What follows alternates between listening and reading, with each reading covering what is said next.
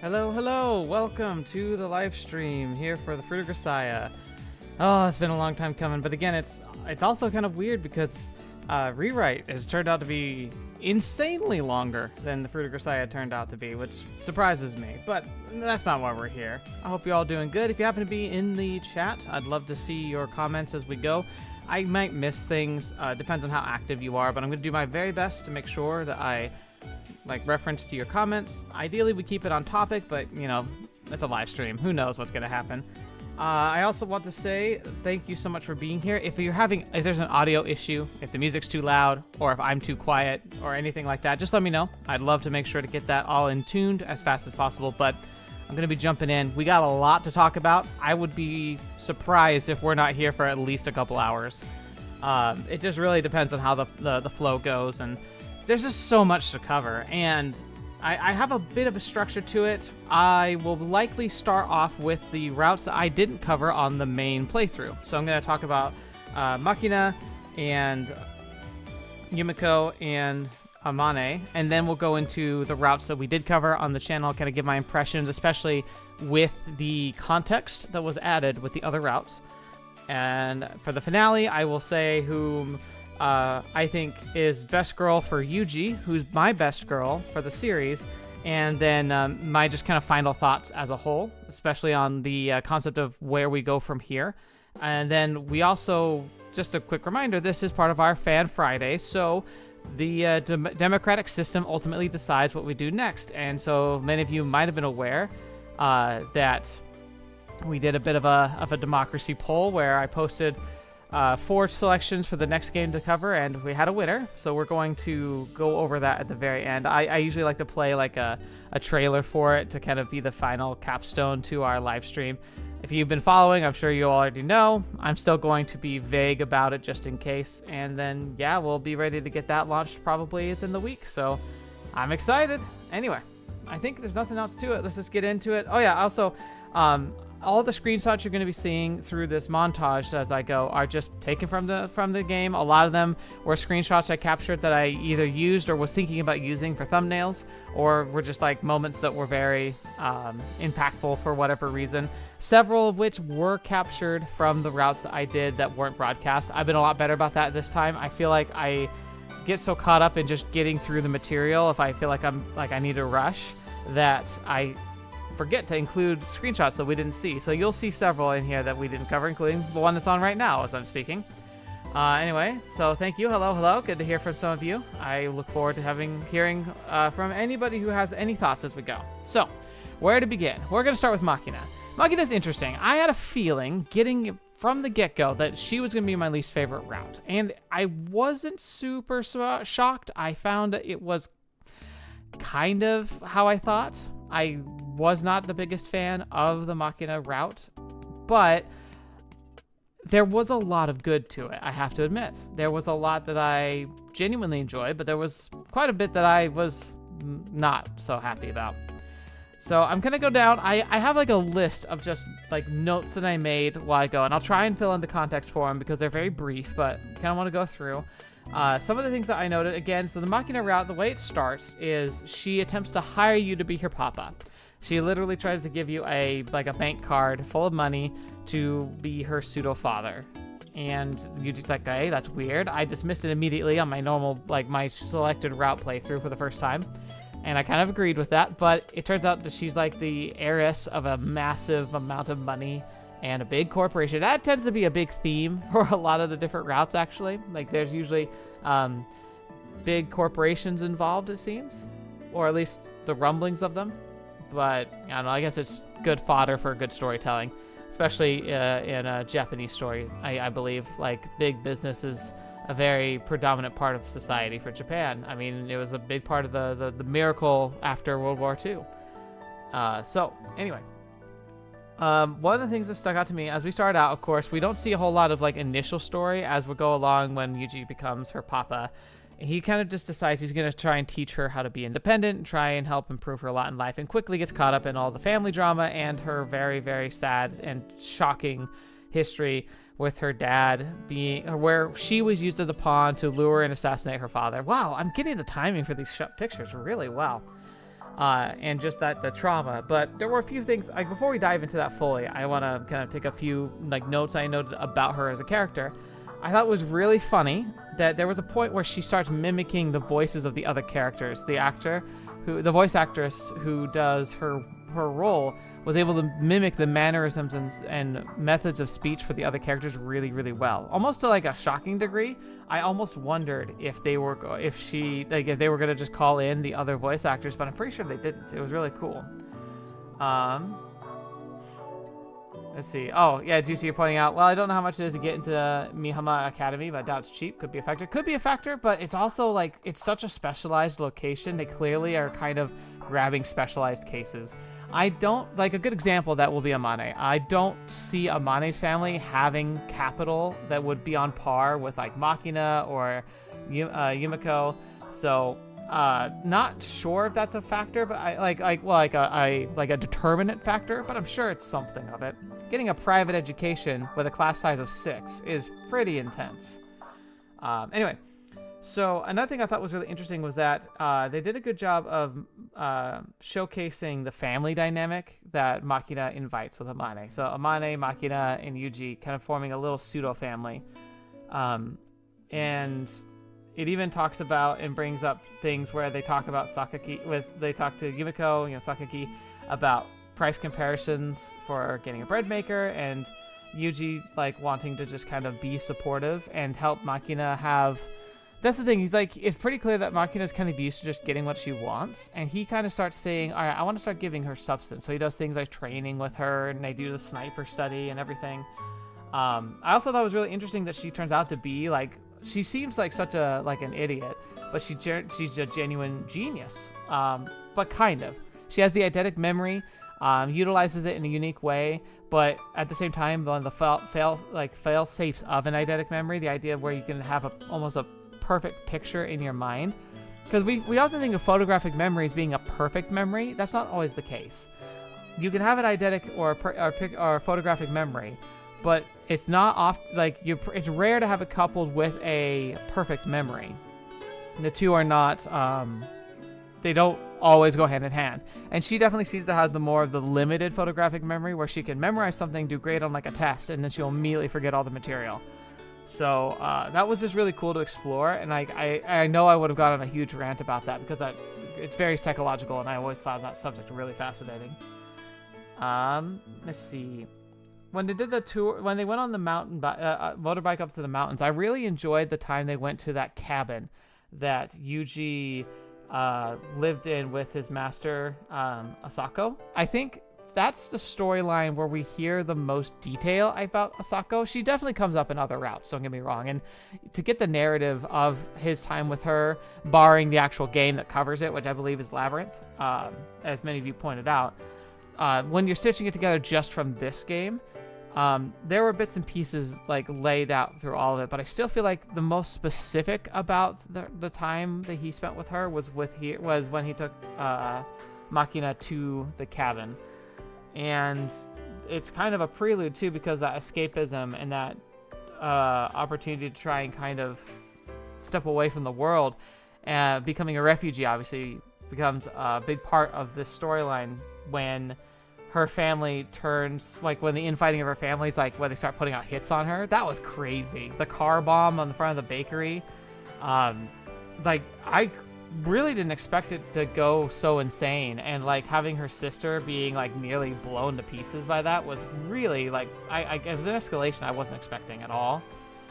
And I also thought it was kind of just messed up about how the whole family revolved around the finances. It wasn't even like the people in the family didn't even see other people in the family as people. They saw them as like rivals or barriers to what their goals were, or even just fodder. We'll get to some of them specifically in just a second. Like, I guess we'll start with that. Let's see. Oh, so Juicy, you're pointing out just words and images. She loses color information. It's something she has to think about to pull up, as Yuuji said. It's like she files it away like a filing cabinet. Yeah.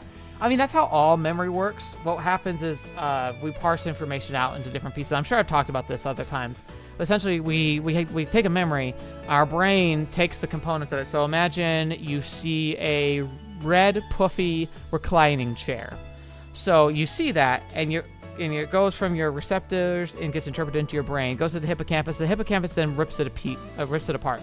So it says, okay, so that is a chair, specifically a reclining chair. So it takes that bit of information and kind of like puts a little, like a mind stamp on it and files it away to images of chairs. It says, is this kind of chair? And then he says, oh, it was a red chair. So it takes red marker, files it away with a little brain marker into the red section of our visual cortex. And then it says like the location of it was sitting like outside on a curb, for instance. So it like puts like outside, like the location it's in, and it files it all away and it puts little markers on it. And then our brain, when we try and recall it, we say, oh, there was something we saw on the road yesterday, and what was it? And our brain goes out and it kind of fishes out those little markers and it pulls it all together and reconstructs it. And we're like, oh, right, it was a red, puffy, reclining chair. So her eidetic memory, the words and images she does, her brain essentially does the same thing, but she does it on a high detail level. She captures the image as a whole rather than breaking it apart like most of us do. Has advantages and disadvantages. Anime Fanatic, hello. How are you doing? Thank you for saying hi. So, Machina's story. Anyways, we're getting into to her family. So, her grandfather I kind of liked, but again, he kind of just seemed to be just kind of going for the role. He was just there and just like, hey, can she come home now? And like clearly was not in the loop at all. Like they make it a point to say he's not in the loop, but it was like sad to see that like the one person who seemed to be like a human was kept out of the loop because he was too soft. And then the whole idea of like I think it's crazy that their ultimate plan, because Machina didn't want to be involved in the family, she also didn't want to be manipulated or taken away, and so their plan was to just go on the run, hide for 3 years, she gets disqualified as the heir, and then it should be good. It was crazy that he was like, all right, let's do that. That's crazy, but it makes sense. Let's see. Oh yeah, let's talk about Machina's mom, because I remember that was the one part I really wish I could have shared with you all, because she came onto the screen when Yuuji goes to confront her, and she comes on the screen and her icon appears. I'm like, oh, she's kind of cute. I kind of like that. Like it's like what Machina probably would look like as a full adult. And so I was like, oh, she's very sweet. She's very nice. Quickly turned into a cold son of a bee, and she turned it out to be one of the most psychotic people we meet. And that's the thing, we meet actual psychopaths, and I still think she was the more freaky of them, because she had her brain and her mind, and yet she was so dismissive of just people and sees them as assets and stuff. It just blew my mind, but whatever. She kind of gets her comeuppance. Machina's mom is the worst. She's foreshadowed quite a bit in the common route. Yeah, no, she is, but like, she's foreshadowed in the sense of like, oh, she seems like a dismissive parent who's disconnected from her daughter. We kind of knew she was kind of an a-hole for that, but she took it to such another level on so many accounts and regards. It was just it was the mess. Okay, let's get to the elephant in the room. Oh, we're getting to the bad end. Don't worry, Juicy. Trust me. We'll get to the bad end here shortly. So I gotta talk about the intimacy. I always talk about this because I feel like the intimate scenes are aspects of the story. You read a book, it has intimate moments in books. It's perfectly acceptable. For some reason, visual novel. Oh no, let's panic about it. But we're not gonna panic about it. So here's the thing. The intimacy in the sequences with Machina. Not a big fan. It doesn't help that they really lean into the childlike manner of Machina. Obviously, the age technicality clause is there, where it's technically okay in the situation, but it's like they're really playing on that whole like aspect of it, really crossing that line, and like, I don't know. It makes me personally uncomfortable. I don't think it's right to have like the far backswing where people are now like removing content from media because like it's not seeming appropriate. I always am a fan of like making the content be whatever the original publication was, because I feel like it heralds to the creators, to what they visioned and what they wanted, and if it captures stuff that's unpleasant, that stuff should be recognized as being not okay. but not hidden and pretended it didn't ever exist. As in, much like Grisaia, the intimate scenes were written for one thing above the other. A couple feel wholesome and cute to me. We'll talk about that. I could definitely feel like a lot of it was checking boxes, but there were times where it wasn't. They weren't ashamed of getting on the lolly. Yeah, exactly. Like they really played to that group, and that's the thing is like another good example of that too is there are plenty of characters that would be labeled as lolly characters in visual novels, and many of them will have a romanceable route, but I don't feel like lean that hard into it. Because let's be real, there are genuinely people who are just smaller and seem more childlike in their adult lives. Like, it's just how some people develop. And Machina has that explanation that she spent a lot of time in hospitals, spent a lot of time with being malnourished, and had that kind of a stunted growth issue. But then they take it so far, it's like clearly meant to not be limited to happenstance of medicine, and be more of like, okay, like it's clearly playing to fetishes. And I feel like can be it. Like for me, they take it too far, and that's the problem. Like I understand that sex sells, and you gotta move your product, and that means playing to different tastes, and I kind of get it. I still feel like they took it to a point that made me genuinely uncomfortable, because it really emphasized the child aspect, and she plays that up so much intentionally. It's like you can't say it's just ironic, you know, like she's playing it up just to play it up, but like it gets to a point where it's like, no. Anyway, enough of that. All I'm saying is it was a bit much, but we got through it, and in the end, it wasn't the worst I've ever seen, which is sad, but it was up there just because of how much they lean into it. Otherwise, like, their relationship was genuinely really sweet and wholesome, even the romantic side of it. Like, there were a lot of moments where it was pretty clear there was genuine affection between the two of them. It just felt like at times, like, that's the big problem. Okay, there's a problem. I'm going to say it again and again and again. It's the fact that they'll take, in a lot of those intimate encounters, they take the wholesome and true relationship that's there, and they kind of chuck it aside for a bit to have like a scene, and then try and rip it back in, and it's very jarring. And then that's where I'm like not a huge fan, because it feels like it was playing up to like try and like check the boxes. That's where it really feels like because it feels like jarring, almost like missing a gear when you're shifting gears. I don't know if any of you have ever driven clutch in a car, but if you skip a gear, you tend to get this kind of lurch as you like go up, or you get a sudden lurch, like slow down when you drop down gears. And that's kind of what those intimacy scenes, especially with Machina, but it happened with a lot of the others as well. Anyway, I keep saying we're gonna move on, but I don't. We're gonna actually move on from there. I really like how Yuuji was super against killing. He's being pursued actively by dangerous people, many of whom are being told to like actively take him out, and he just wasn't pulling that trigger. But then he's dancing on the edge of that brain block that Asako kind of put into him that would unlock that would kind of put aside his higher functioning thought patterns and turn him into the perfect soldier.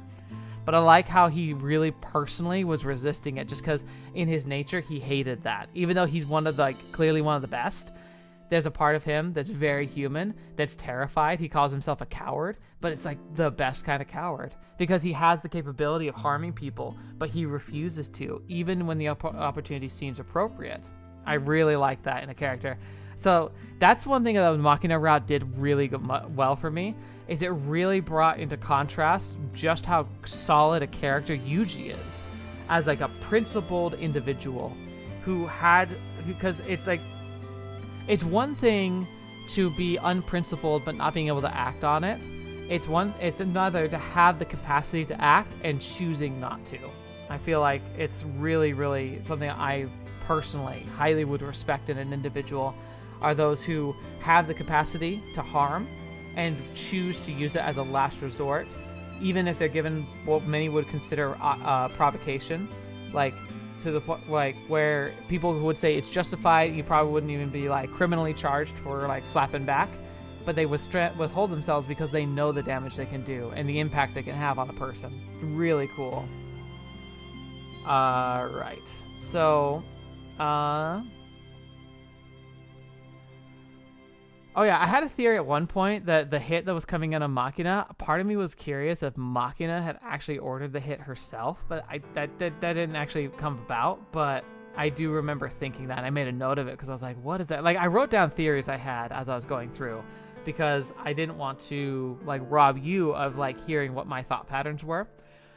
So right before they actually go on the run, I genuinely was starting to think that Machina had put a hit out on herself, feeling like, because she views herself as trash. She views herself as unworthy. And so I started wondering if she'd ordered the hit on herself through her mom to just kind of get out of the way, and kind of took an idea like this approach, like, I don't want to see it coming. I just don't want to be a part of it anymore. And that made me really sad, but thankfully that didn't turn out to be the case. Let's see. The dad's death scene and the memory was freaking brutal. Like, that hurt. That hurt just to imagine. Because, like, not only did he die, but, like, the people who, like, killed him left her tied up next to the body and never even, like, dropped a hint. And, like, talked about how she was there with him starving for 6 days in the heat. It's a miracle she didn't die of, like dehydration. But, like, could you imagine, like, the psychological toll that would take on a kid? I remember like seeing that whole sequence, and I was like, how is she like functional? She went through so much, like it took her a long time to become functional, but I was like, holy crap, how was she functional? Like, I don't know if I could have gone through that and been like insane on the other side, let alone recovered. Maybe that's just me having a lack in faith in the tenacity of humanity, but still, I was blown away by that concept, and just having that powerlessness, and just how much that would hurt your soul, and the lasting effect it would have. Again, it almost is used as a way that makes sense for how she's so childlike in a way. She's clinging to an innocence before that horror. And so for that, I don't blame her being childlike. I just didn't like how they used it in the intimacy scenes. But in every other respect, I actually found it was a much more appealing than I anticipated. Because at first, I was just flat out annoyed with her through the common route and through the other routes. Like, she just annoyed me. Every time she was on the screen, I was getting like, ugh, like, can this be over? But with the context, it really helped. Yeah, fair point, Juicy. Fine's a strong word. She's in Mihama. Yeah, like, that's fair. You don't get there without being fine. But, like, I'm saying she should not be as fine as she is. Like, it's incredible that she is relatively stable. Everyone there, it's incredible they're stable. But I felt like of all of them, well, I don't know, actually. They're all went through some pretty insane stuff. But it was the fact that she was so young at the time that really seals the deal for me.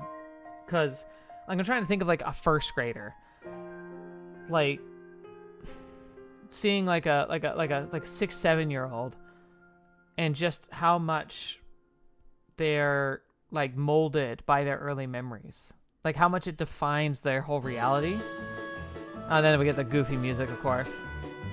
But just knowing that and seeing that perspective pushed out there, it's just like, oh my gosh, like, it's just insane.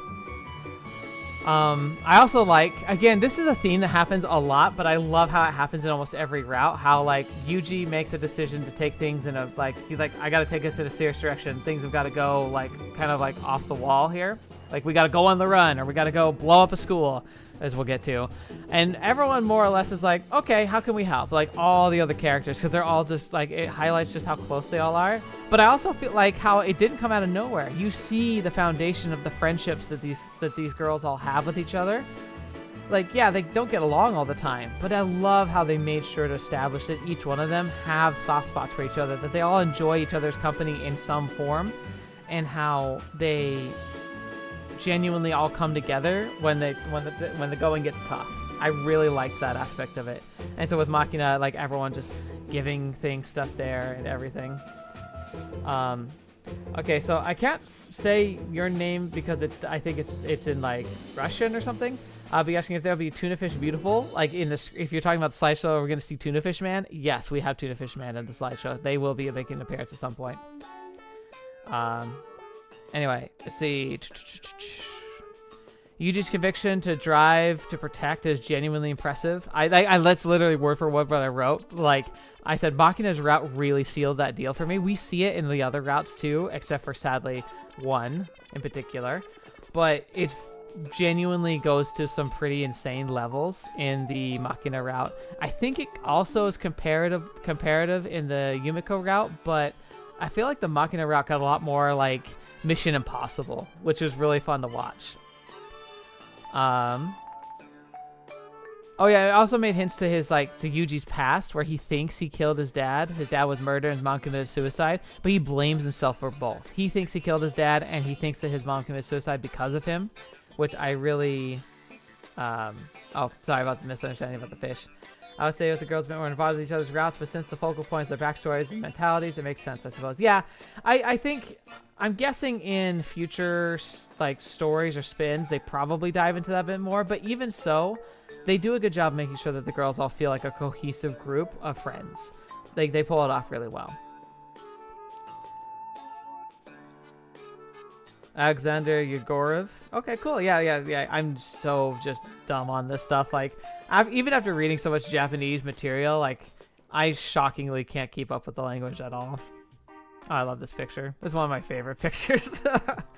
Okay, so I really thought it was cool to see how Yuji blames himself for his past, but that also provided the seed that Asako uses to turn him into a killer by locking his desire to just not exist into a part of his mind with hypnotic suggestion, and then being able to pull it out when they need him to go out and just turn into a demon. He I also think it was funny that they did the classic there's a demon in my arm type of approach. I don't know if there's an origin to that narrative, but it comes up in everything, and it's become kind of a meme. But I imagine when this came out, it was a bit more of common of a serious trope. But I think it's one of those tropes that got overused and now is a meme.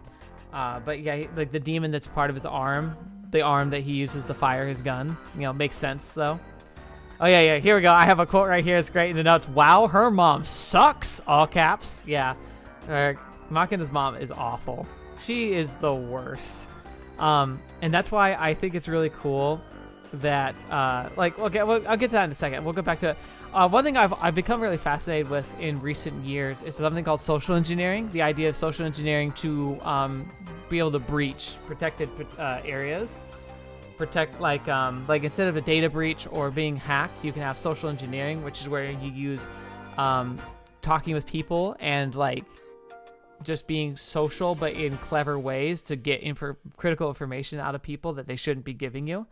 Yuji's infiltration of the office building where Machina's mom is when he's going in to eliminate her is a perfect example of social engineering, how it works, dressing apart, walking like you know what you're doing, looking like you're doing what you should be, so that when you step into a door that someone else is holding open to be kind, it feels completely natural. Absolutely perfect example of social engineering at work. So I thought when he went up to take her out, and he has her at gunpoint Machina's mom, and he's if I take her out this ends. I remember thinking, and it got to the choice, and I genuinely was I'm pretty sure that the right answer is not to kill her, but I really want to. I was I just want to, so I clicked it and I just went through with it. And yeah, no, that was rough. That bad ending. So I watched all the bad endings. The bad ending for Machina is the most cursed thing I think I've ever introduced into my brain. I turned it off after that, walked away, and had to go watch happy, funny videos for a while because it genuinely was so psychologically traumatic just to witness. It was horrifying. I don't know who wrote that. They need an award, and they need to be kept away from any writing utensils because that freaking was scarring. That ending was the worst. It was so just awful with the bakery, and people would come in and then just walk away with their noses upturned, and she plays it off oh, they just don't like my bakes, and then you see her, it's it was super creepy. It's not even some creepy because it's first off it's oh, there's a garbage bag that has Yuji in it. his rotting corpse sitting in the bakery that she talks to like he's still there and imagines him responding to her. And then she's pregnant and she's been reactivated as the new 9092 super assassin who goes out and just murks people with a super hypnotic suggestion thing. It's just, the whole thing was awful. It made my toes curl. It made me want to like curl up and just never see the sun again. It was the worst. And man, did it leave an impression. Ugh. Okay. Going on from that. Thankfully, I recovered enough to go do the good ending. Okay, yeah, the good called bad endings for a reason. Yeah, anime fanatic, but this had nothing on the other ones. The other ones are bad. That one was horrific. It was awful. But anyway, so the good ending. I love the line where he's like got her at gunpoint, or like I can't remember. I don't remember the exact specifics, but he says like Yuuji says, "I'd rather die than become your son." Because I think she's talking about like, oh yeah, because he's got her at gunpoint and she's like, hey, if you spare me, like, I'll let you guys leave. You can go marry her, right? You can go live happily ever after. Is that what you want? Like, it could be a part of the family. And it's like, ugh. So yeah, no, very, very cursed ending. The happy ending was decent. I guess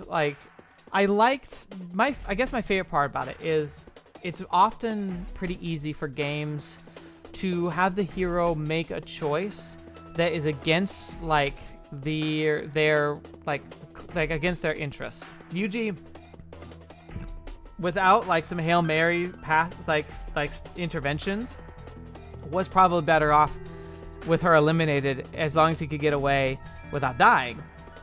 But him upholding his own values, like there's a sacrifice that comes with that, and we oftentimes, because we like having happy endings, a lot of stories will have characters make sacrifices and then have them kind of undone by circumstances or things, and that actually happens in a lot of the endings, like a lot of the good endings.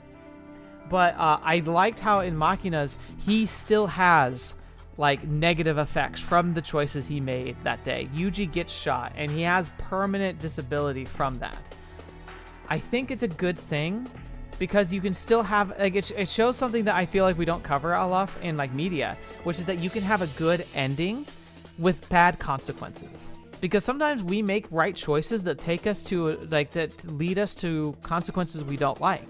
I think one of the most common ones is somebody who, like, if you become a whistleblower where you see something like really, really bad happening at work, like mistreatment, embezzlement, really terrible things that like should not be happening, you report it, you get bad people put away, but oftentimes those whistleblowers get fired. Even though they're doing the right thing, even for the business, they get fired anyway. And it sucks that like the price of doing the right thing often means penalties on you. So I like it when a story reflects how that's often a sad truth, a reality. But other than that, like, it was a pretty solid ending. I even liked how she became his replacement. She had like they were building up the makings that she would make a decent like sniper. And I like how she kind of still became in the good ending, the new 9092, which is, it's weird, but if you think about it, she's so like childlike. I could see her being easily overlooked, which would give her a massive edge if she were trained to become an assassin. Like, she would make a really good assassin if she was trained right, which is kind of crazy. Oh, GT, I hope you don't work for Boeing, and if you're a whistleblower. Yeah, well, if I did work for Boeing, and I would absolutely be a whistleblower, and probably would find myself being pushed out a window, Russian style. Isn't it sad that that's because, like that's kind of like we're starting to follow in the footsteps of like just pushing people out of windows and saying it's an accident. And sorry, if anyone is Russian, like, I'm not saying it's Russians doing that, but it's like, it's pretty clear that governments do that. And like, that was like, it's like, I can only think about that political opponent who was like thrown in jail and then like miraculously just suddenly died, this kind of thing. Anyway, I know I don't want to get political, but like, it's sad because it happens in real life all over the world, and it's like happening in like the United States, and it's happening in like everywhere. It just depresses me. Anyway, enough about that. Let's talk about Amane. Oh, we want to talk about happy stories? We want to talk about cursed stories? Yeah, we're going to talk about Amane. Okay, so I have this first quote here. Very sexual, almost desperate. Seems worried she'd be dumped, oddly the only girl so far to use protection. That just makes sense. So I love how that was one of the first things I said. Like, it is true of all the routes. She's the only one that even like thinks protection and long term. But then, oh my gosh, the amount of intimacy scenes. Holy crap. It's insane. I understand it's absolutely a part of the narrative and intentional. And like in her case, it genuinely is part of the narrative. But oh my gosh, like it's so much. And it's like, it got to the point where it's like, I can enjoy a good H scene, but it was just one after another, after another, after another. I was starting to just feel a little wrung out. I was like, okay, can we like move on? I get it. They're just like rabbits. It even gets to the point where it stops showing you and it just talks about how like they have like day-long binges in their room. I was like, that's me, Yuji's got stamina. Like, that's insane. But well, anyway, all this, I know it's very much a part of like the story, and it's interesting that it is. I think it's very cool to see that being such a narrative point, and like I'll get to like some of the reveals that she gives later about it. So I do think it's really important for the story, but it's just a lot. Oh right, there's also I have a note here where she gave him a luck charm, like a little stuffed dog. And I was like, oh, that's kind of funny. It reminds me of Sumiko a bit. You know, same voice actor, and then having a little like good luck charm kind of thing. I was like, oh, that's a sweet little like. Oh, I wonder if that's like a little call out or something. And then she talked about how she stuffed it with her hair, not just any hair, specific hair. And I was like, I hope that's a joke. I don't think it was a joke. I think I confirmed later that it was not a joke, and that's just kind of a little scary. Like,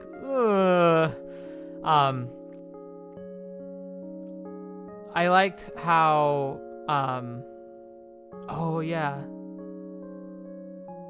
I talked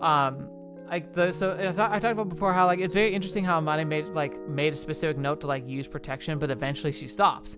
And I remember she uses the phrase "making him love me" rather than "making love to me," and I was like, I thought that made my heart sink when I saw that, and I was like, oh no, that's really dark, and like a very like troublesome way. It reminded me of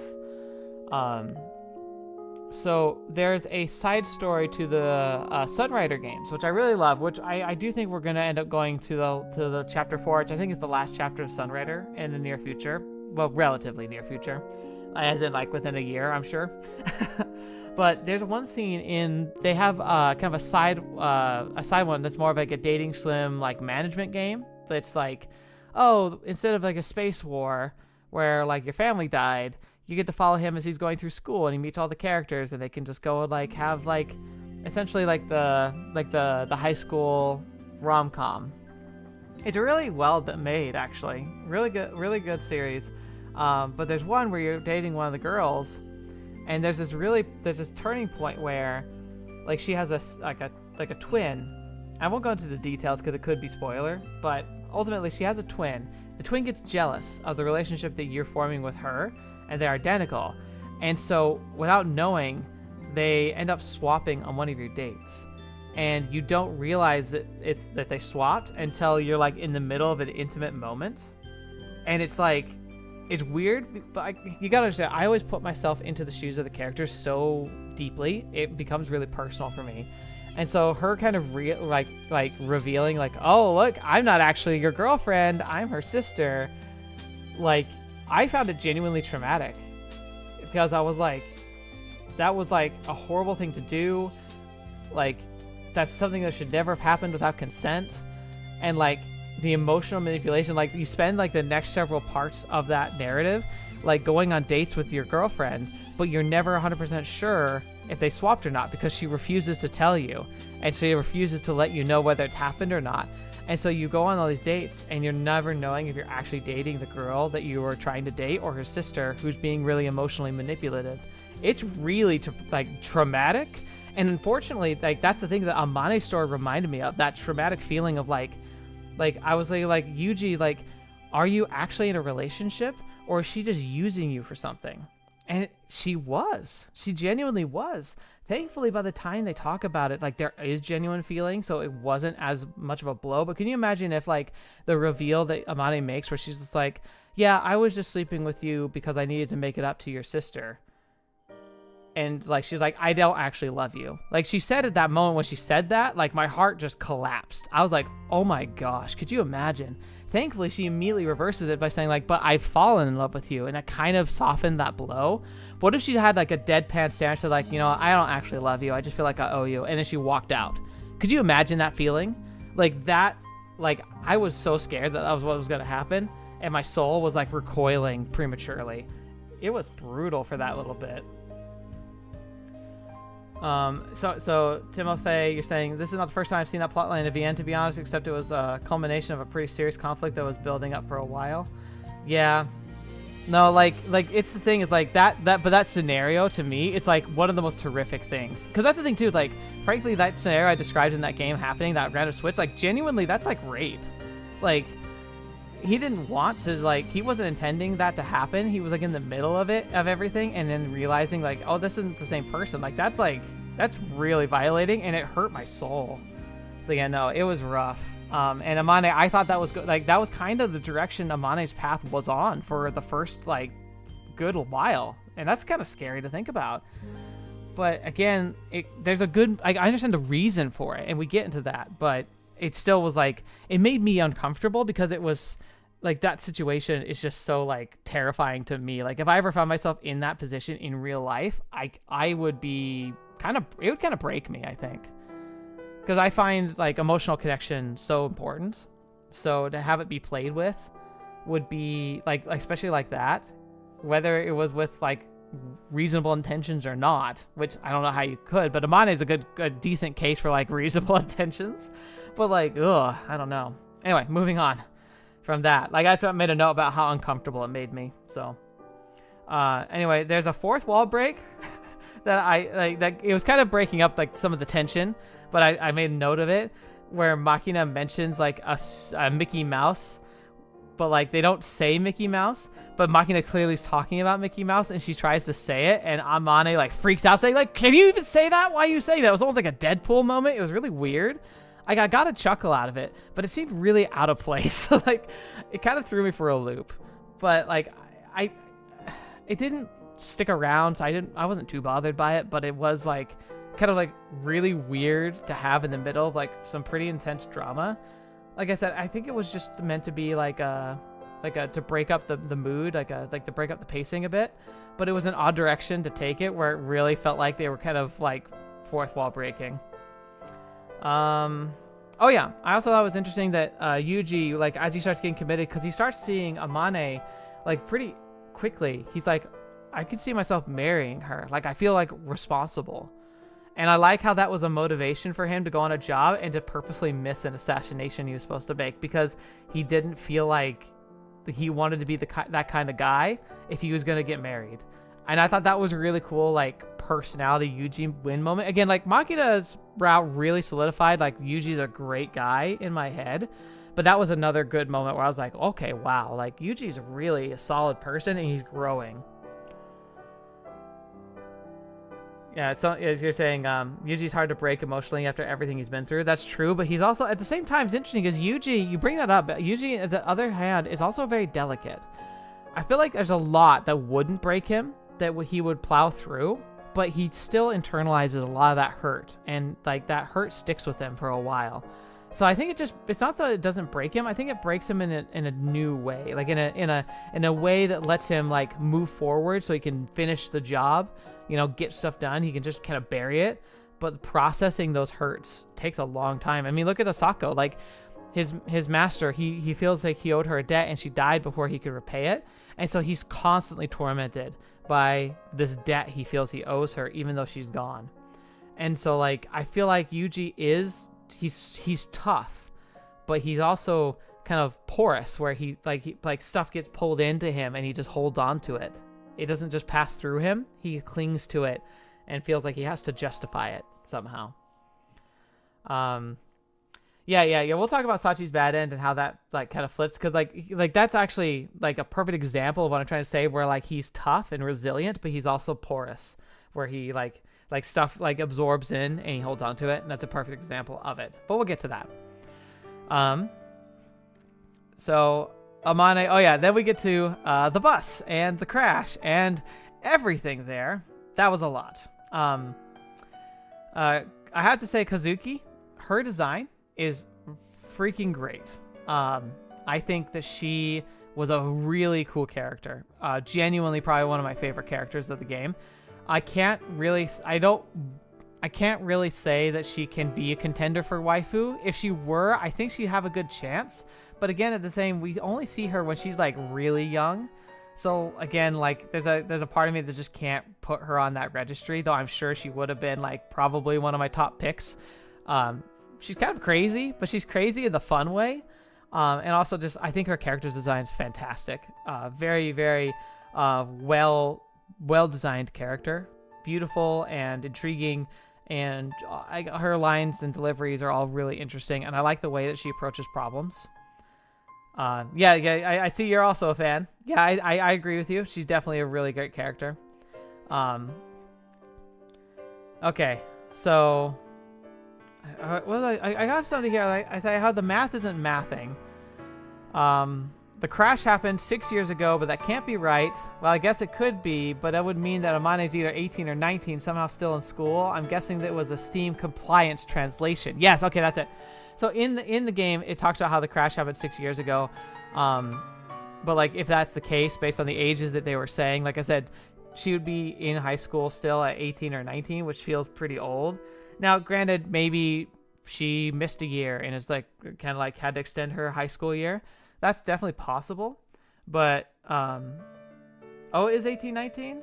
I don't know. I'm pretty sure that they're okay. So yeah, maybe I'm not mathing wrong. Okay, so maybe Japan has an extra year? I didn't know that.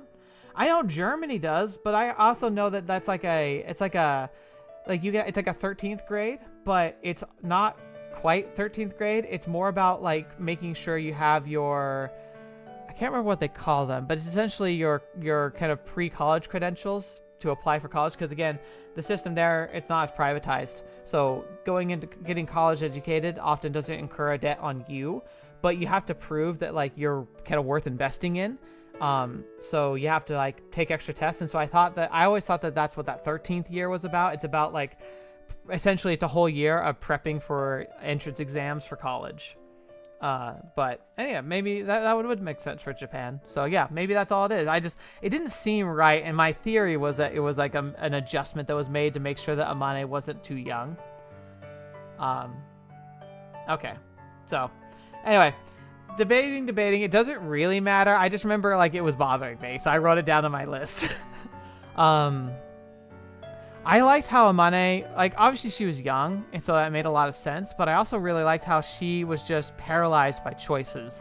And Kazuki kind of helps her with that, but she really was so paralyzed. Like I think if Kazuki hadn't kind of primed her to be independent, I don't think she would have made it alive. I think she just would have just stood there when like the ghouls started happening. I think she just would have stood there and let him have her, because she would have frozen and she wouldn't have known what to do. But because of Kazuki, she was able to break out of that rut, which I thought was really cool to watch.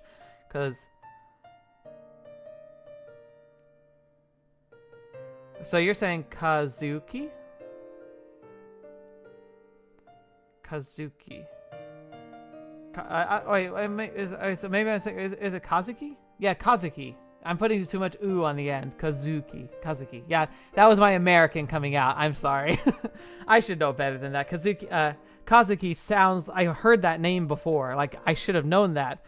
I'm just kind of in the heat of the moment right now, so I'm just kind of going off of it. I'm sorry, Kazuki. God, I feel dumb. Sorry. Yeah, thanks for letting me know. Someone remind me, there's a part in my Discord, there's a section where I have links where I put my, like, what I call them Japanisms, like where I brutally say something that's Japanese. I made that one compilation years ago of me mispronouncing a whole bunch of Japanese words and terms, and especially names, and had the whole like super compilation at the end where I called Mea Mia for like the entire game of Extra. It's embarrassing, but like I'd love to make another one. So if you if you ever in the future like find the timestamp, like you can't do it with the live stream, but later, like when it's uploaded into the playlist, someone remind me, grab a timestamp for me saying Kazuki, like, because that'll be great for the compilation for a future one. Kazuki, okay, Kazuki. So if Kazuki hadn't done all that, she would have just, I don't think she would have made it out. Kazuki literally made sure Amane would live, which was really cool. And I actually have a theory about that. So Kazuki got injured. She had her arm in a sling. They didn't have treatment. They talked about the whole time about the two girls that got injured, even though they treated their wounds as best they could, they both were succumbing to their injuries. The girl who had the broken legs, like, clearly had like a sepsis infection and just died. And then the other girl, like, she had like the wounds that were like stitched together, but after a while they started getting maggot ridden and covered and full of like pus. I had a theory that like, obviously don't spoil because I'm sure they talk about it in future games, but Kazuki, because Kazuki's too good a character not to like come up in future games. But I had the feeling that she was also having a festering wound, that her wound wasn't healing, and I think that she knew she didn't have a very good chance of getting out of there without like somebody coming to get her, like wandering through the wild. I think she knew internally she couldn't, and that's why she sacrificed herself to get Amane out. She prepared the pack, she gave her the plan, she even used herself as a distraction. I feel like again, please no spoilers, but I do think that Kazuki was hiding how bad her injury had been getting, because she also was seeming lethargic, and Amane said that was because she was like saving scraps of her food, and that's possible, but I still also think that she probably was already like on her way out, like was like having a festering injury and knew she was likely not going to be able to get out, and so she prioritized Amane from day one because she knew her chances were slim. Oh, I loved this line. The line, I think I could have done something if I tried is the worst of all regrets. I was like, oh, like put that in like a yearbook for like best quotes I've ever heard. Oh my gosh. I want to make that a mantra of mine. I think I think I could have done something if I tried is the worst of all regrets. Ah, oh, so good. Like, get that as a tattoo or something. So, Kazuki, I like how, here's a good quote from, like, my notes. Kazuki doesn't make friends. She makes you her friend. Which I thought was great. I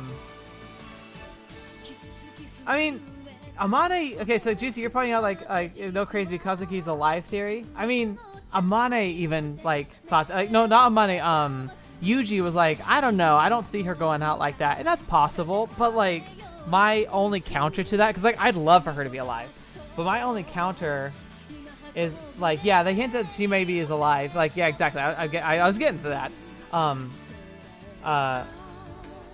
They hint at that, and I'd love for that to be the case, but given the circumstances, given the situation she was in at the end, and how she wasn't really dealing with rational people anymore, and her injury, you put that all together, and for me, I'm like pretty sure she didn't make it. I wish she did, and who knows, maybe they'll pull a rabbit out of their hats. I could see them doing something like, oh, the intention was that she did die, but they left the door open, and then the series became successful, so they do miraculously bring her back in the future. But like, I'm not going to be able to theorize about that. I don't see that being a case unless they really just kind of pull some Deus Ex Machina type crap. So I'm going to say I don't think so. I just, like, could it happen? Maybe, but like it becomes so astronomical of a solution. It really would have to be like some kind of divine intervention at that level. Anyway, I also liked Kazuki's bad jokes. The way she goes past insulting people, it just becomes funny again. Like, it becomes so ridiculous and over the top. It's just hilarious. My summary of her sense of humor was, it's like flying from New York over Asia to land in LA. Like, she goes all the way around the world to come right back into the joke. Okay, so I do have a bit of a personal story to share here, and it's kind of again, it's one of those things where like I'm gonna be talking about some serious stuff here for a second, so let's buckle down because it's gonna step away from the game a bit. But we're having happy music now. Maybe that'll just take the edge off. I don't get to choose. It's just random. So what makes the forest crash so scary is how realistic it actually is. It's not perfect, but it's close. I never had that kind of experience, but I got really close to it, and I was too young to recognize it. But in hindsight, the things that were happening and that's like what my dad was doing at the time really were kind of in line with what Kazuki was doing for Amane, which is kind of, it was harrowing to realize. So I want to share this brief story. So when I was young, I'd say about 12 or 13, my dad was always pushing us to try new things. He never was the kind of person who was like, you're going to play baseball and you're going to be great at it, or you have to learn the piano and do that. Like, they weren't determined to make me good at stuff from the time I was a child. People argue that's a good thing to do. My dad chose to be more like, hey, I'd rather encourage your passions rather than, and like his idea was like, always try new things. And if you like it even a little bit, put energy into it and see if it becomes something you fall in love with. And I kind of liked that.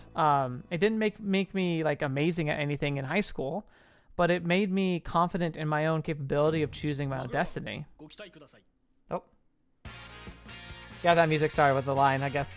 I might have to skip this one. I didn't realize this one would have dialogue in it. Maybe not. We'll see. Anyway. No, it does. I'll just skip that song when it happens then. Okay, we'll go back to the beginning. I guess that dialogue is not bad, but it's like it was distracting me. So anyway. You know what? Screw it. We're gonna go back and no, it's fine. Whatever. I'm sorry you like that song. It was distracting me. Okay. So, one of the things I was getting back to the story. My dad was all about like having stories and having like going out and like finding new things to do. So I got into camping and hiking with Scouts. I was in Boy Scouts and Cub Scouts. And I was enjoying it, and so my dad decided, you know what, let's go try something new. So we went backpacking. So that's where you take everything you need for a few days on your back, and you go hiking like on a big trip where you would tend to hike until you camp, and then you continue hiking, and like you're gone for a few days. So it's not a day trip; it's a multi-day trip. He found this like lake that was up in the mountains that he thought would be really fun to go to. We packed our packs, we went up, and we drove up to this road. We had a later start than we intended, and so we drove up this dirt road, and we parked on the side and kind of walked through this gate, and just started walking. And we hiked and camped, and then we hiked the next whole day out again and camped. And we found this lake up in the mountains, and we camped there, and we had a good time. But as we started working our way back, we realized that the path that we thought we'd followed wasn't actually a path, it was a deer path, and it kind of vanished. And it started raining too, and so we didn't really know where we were anymore. And my dad looked at like the map, and he was like pretty sure, and we later confirmed we'd taken the wrong road, and in the night we hadn't realized that. And so we've gone hiking and gone into a completely different mountain than we had intended. We were probably 20-30 miles away from where we thought we were. And we start walking back, and there weren't any typical, like normally you go on hiking trails and they put up like, there's markers they put up on trees, little reflectors that help you kind of know you're on a path. There weren't any. And my dad kind of got into this kind of stoic mood where he started talking and just like asking me to talk about stuff, and just kind of kept me just blabbing on about whatever was on my mind at the time. And the whole time he was meticulous. He like was trying to get signal on his like his phone, but back then like there wasn't as good of signals. It wasn't like that far long ago, but like no smartphones at this point. And we were just going, and we were gone a day longer than we had planned. And my dad was making a big point about like not eating very much and being hungry, even like saying, hey, it's okay to be a little hungry, let's save our food. And like he got quieter and quieter as we went, and we eventually found our way out and got back to the car. But when I was reading the story with Amane in the forest, I kind of realized, like, oh, like the stuff he was asking me to do, like to not eat our food right away, to keep me distracted and kind of focus on what, like not focus on what we were doing, but rather focused on like whatever was on my mind. He was kind of being my Kazuki, and we ended up in a pretty dangerous situation, like up in the mountains, far away from where we told people we would be. And we were gonna, like, how long would it be before we were reported missing? And how long would we be without food or like proper like equipment? And like not knowing a way back. And just that realization, like as I got older, just how scary, how close that was, really. Kind of highlighted again for me. Like, again, we were lucky. My dad was very clever. He knew some basics about like walking through, like hiking and mountaineering. He kept his head. He used his memory of the terrain and trying to just reverse what we had done. We absolutely didn't come out the way we'd gone in. We came out a completely different place, but thankfully we eventually encountered a road, and the dirt road led us to the highway that we had turned on, and we walked down the highway and eventually went back down the road to where our car was and went home. But like, it kind of hit me with the Amane route. Like, I came a lot closer to that type of ending than I care to admit.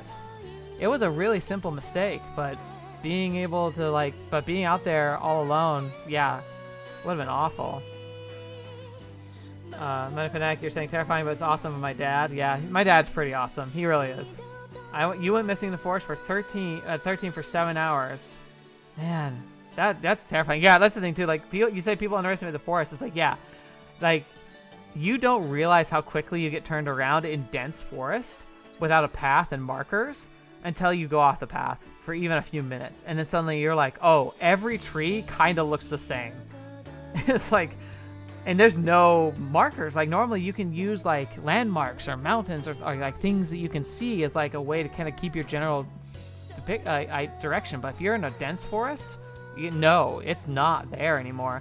Like I said, the best thing, like my dad, the best thing he did that kept his head and helped us get out of that situation was remembering slope.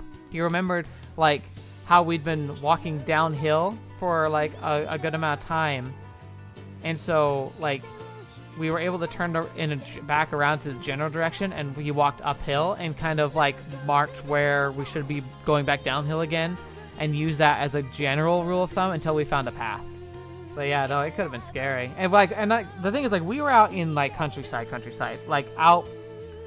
We were probably I imagine like little town. We might have been within like 50 miles of like a small town, like a single gas station town, but from an actual like city with infrastructure, we were easily 100 miles away. Like, we were out in the wilderness because if you're ever in the western United States, there are places out there where there can be massive gaps between cities and population centers.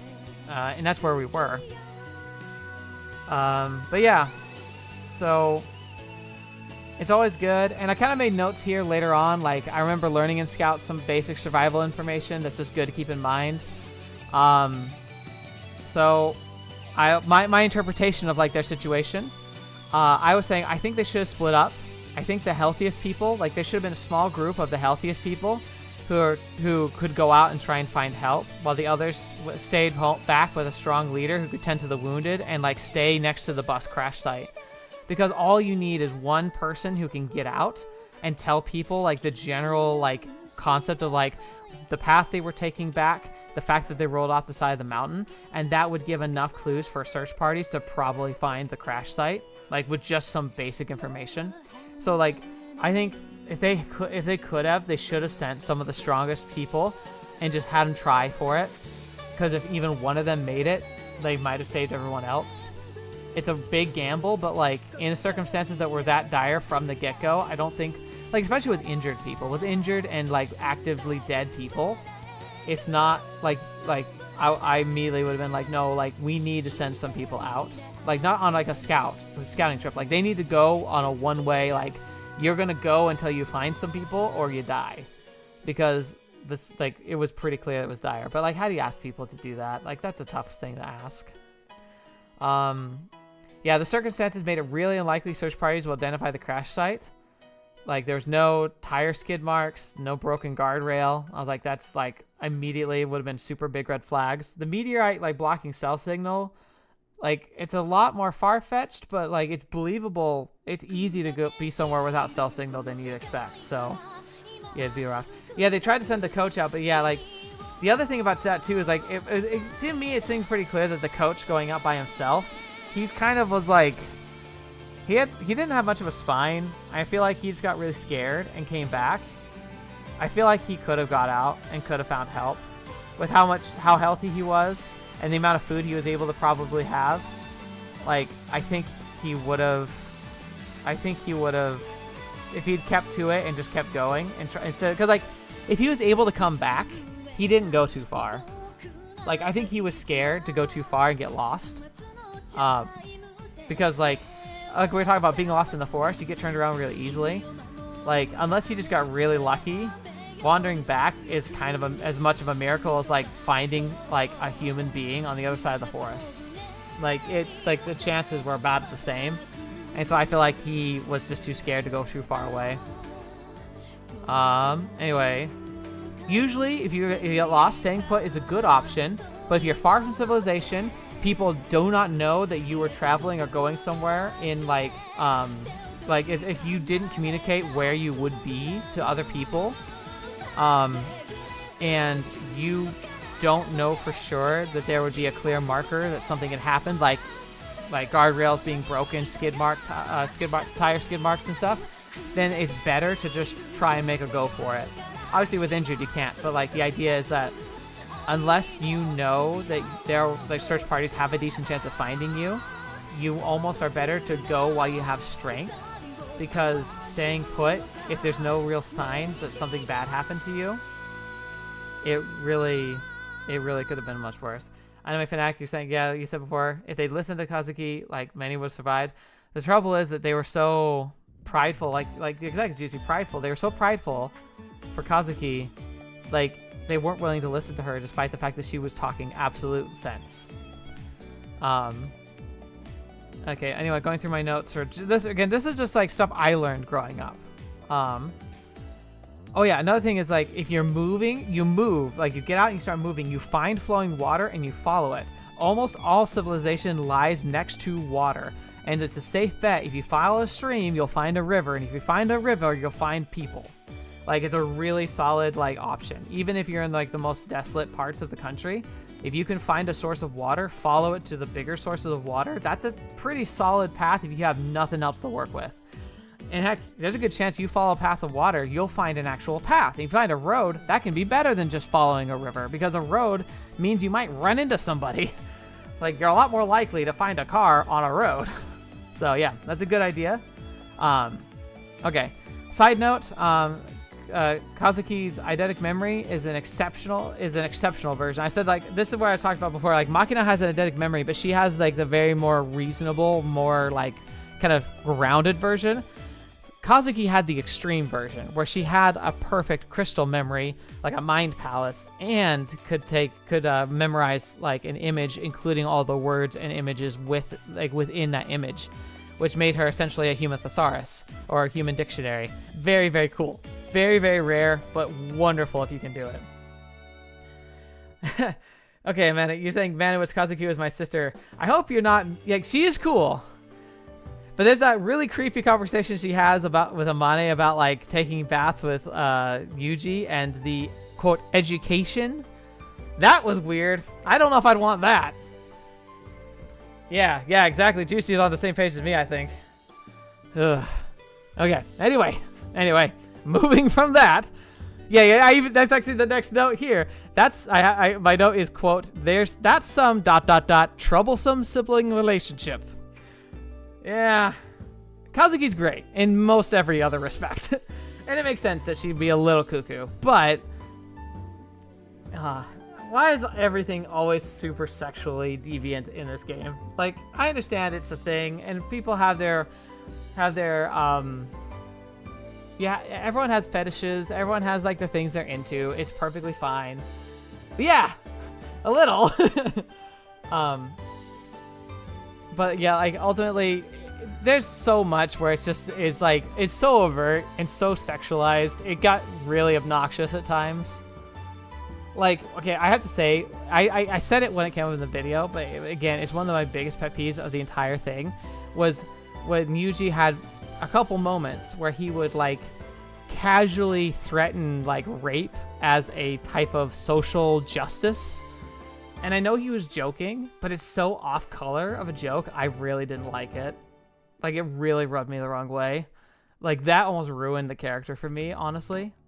And I think it's a manifestation of a different time and a part of the internet that was even more insular than the internet that we know. But even still, it's like,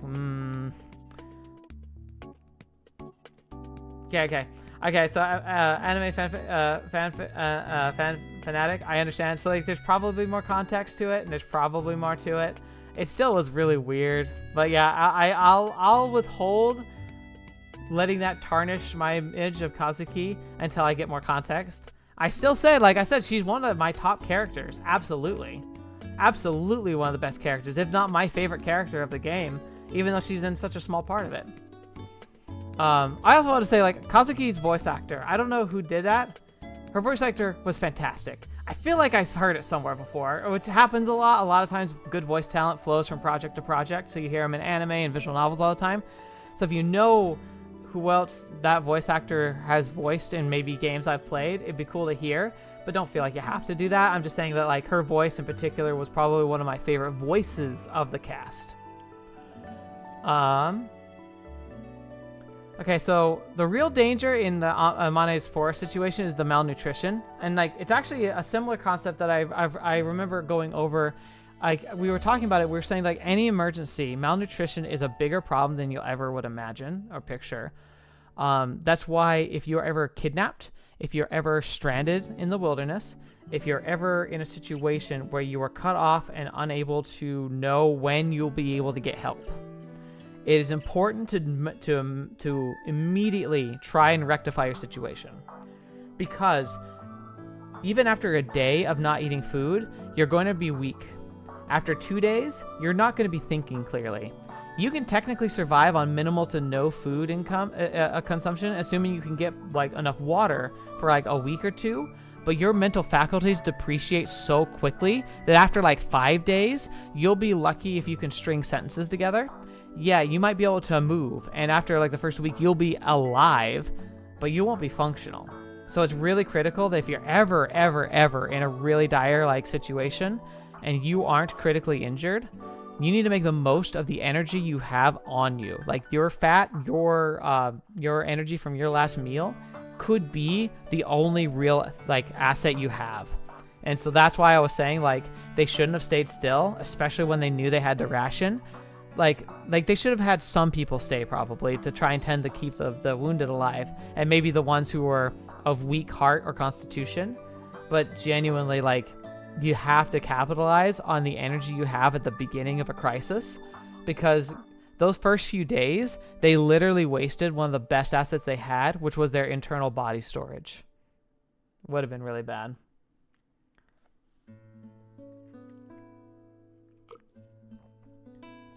Oh yeah, Juicy, you're pointing out like how, like I said, like, Yuuji like made some really off-color like jokes, and you're pointing out that Sachi also brought it up.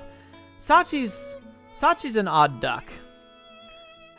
And again, I still think it's a product of the time. I think when this came out, it was a lot more in line with like what was seen as acceptable as far as joke material. But even then, like, I personally just find that very like for me it crosses a line. It's a personal line. I'm not saying it's a terrible game because they made those jokes. It made me uncomfortable and affected my ability to enjoy the game because it felt so like, I don't know. It's like joking you're going to commit suicide. Like, that makes me uncomfortable too. Like some people find it funny or find it amusing. And in certain contexts, if you know it's a joke, it's like, all right. But I still find it like disconcerting because of experiences I've had in my life. So that's why. That's really why, ultimately. And there's also a big difference between like committing a crime, a sexual crime, and a sexual fantasy.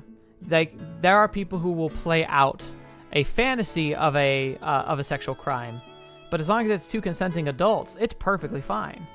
But there are plenty of guys out there who, for some reason, will try and justify that they can do that kind of crazy stuff in the moment because they're drunk or because like she was asking for it, and it just happens too casually and too often for me to be comfortable with it. That's the only reason.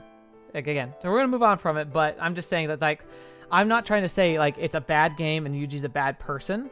I'm saying that the joke and how it was used in the writing, I feel diminishes the work because on a personal level it crosses a line.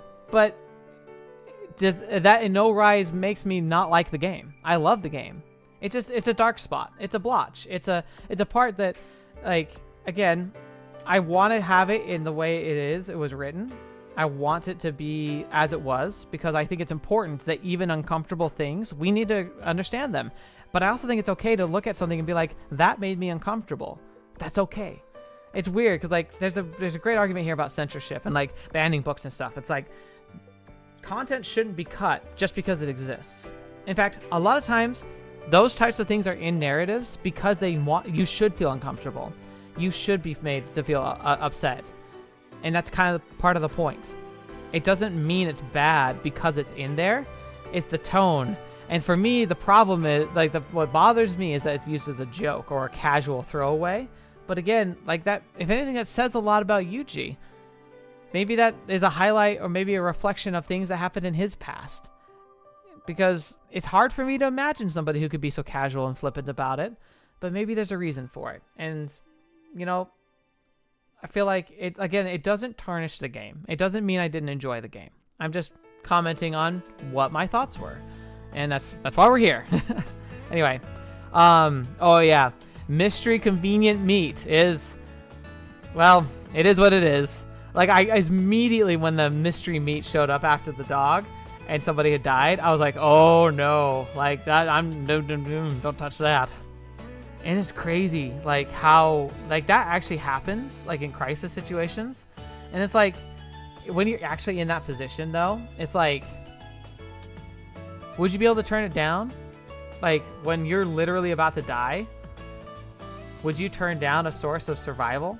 Even if it kind of is something you could never go back from? We have stories of people who have had to resort to cannibalism who readjust and re-enter society. We also have examples of people who are literally broken forever because of it. Feels like a big gamble to take, but yeah. I mean, it essentially was the doom of everybody too because it was ill-prepared. And the worst thing about consuming, like, cannibalistic meat is that there's a lot of diseases that make animals sick that don't make us sick. So we can eat them and we don't usually have problems. Sometimes we do. I mean, that's what, like, COVID and everything is. It's like when a disease jumps from an animal to a human. But when you eat human, it's full of stuff, especially if they've been deceased for longer than like a few minutes. Like, it's brimming with stuff that can kill you. And so if you really aren't careful, not only is the psychological toll likely to break you, but you can so easily just contract a disease that can absolutely wreck you, which is exactly what happens. So yeah. Do you get the feeling during the flashback sequences that the writing felt really gritty in detail to the point where you could manage to smell everything like the rot? A bit. I feel like there's been other narratives that have been more immersive. It wasn't the most immersive, but it was definitely there. For me, the big selling was the sound effects and the music. The music and the tone really enhanced and put me in the shoes of that situation. Again, I wouldn't have made all these notes if I hadn't been so caught up in the moment at the time. I couldn't help it. I had to write down my thoughts about it and what I would have done or what I would have hoped I would have done differently. And then again, like, it also brought together like a memory I'd kind of like buried in my mind and my subconscious. It reminded me of that scary moment where I got close to that type of situation. I was absolutely in the moment. I don't know if I could like necessarily smell have the smell. Like, smells are really powerful for me. And so usually if I can have a smell that gets stimulated in me, like I'm almost too stimulated, I might need to like switch it off. But yeah, no, it was really well done.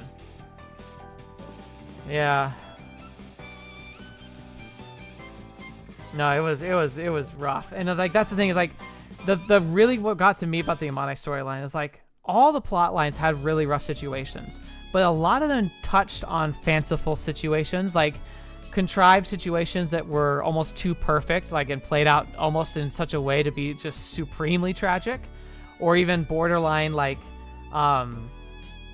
supernatural with Marimo.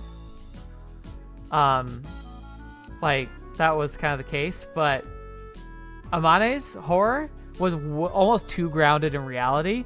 It was definitely one of the most uncomfortable because it was too real. It was too on point with how those tragedies play out, and that's what made it really awful. But it was also really good. The next quote I have here, you can tell what my attitude was feeling like. I got a little teary-eyed, and I wrote down in my notes, I think I love cabbages now. Because when she was wandering through the forest and was describing her mental state and how Amane felt after the horrors she had witnessed, and then the screen popped up of just the field of cabbages, I wanted to cry. I was like, how would that feel? Having been on the brink, being on the brink of death and having gone through such horror, and then stumbled from like dense forest to middle of a cultivated field full of cabbages. I loved that. And I was like, I would have absolutely done that with her. Like just gone down, just started shoveling it in my face.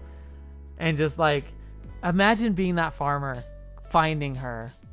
Like, obviously they were compassionate and they took care of her, but like, could you imagine that feeling of like seeing somebody literally on the brink of death, just gorging themselves on your crops?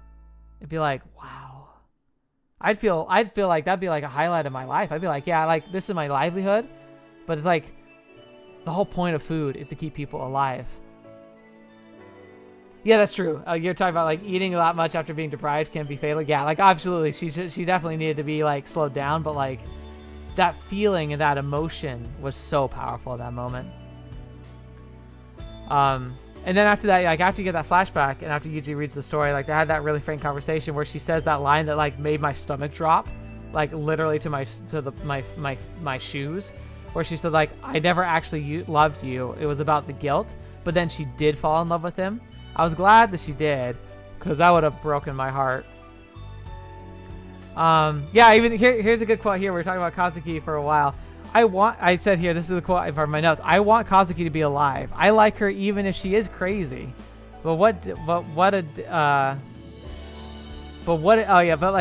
like I did the bad end first, unintentionally, but I did the bad end first. And it's like, I want Kazuki to be alive. I liked her even if she was a little crazy. Like I loved her as a character. But what a date. Like take Amane back to go there to pay respect. I was like, whew, that's brutal. And then like, oh yeah, but like when they're going to leave for the date, the Sakashita guy, like I immediately was like, oh, that's gonna be so bad. I actually thought he was the teacher aide. Like I thought he was the coach, and that he'd somehow had survived, but they like kept it a secret because like he'd like done despicable things, and so like he had like been put into protective care. Like that's what I thought he was at first. And I was like, oh, he's gonna like finish her off because like he's broken. But no, like it actually made more sense and was even more heartbreaking that he was just the father of one of the girls that died. And then like I also like have a note here, like the need that Amane feels to be that she needs to be punished, that she deserved to be punished, crushes my soul. Like every time she would think about it, it would just make me so sad.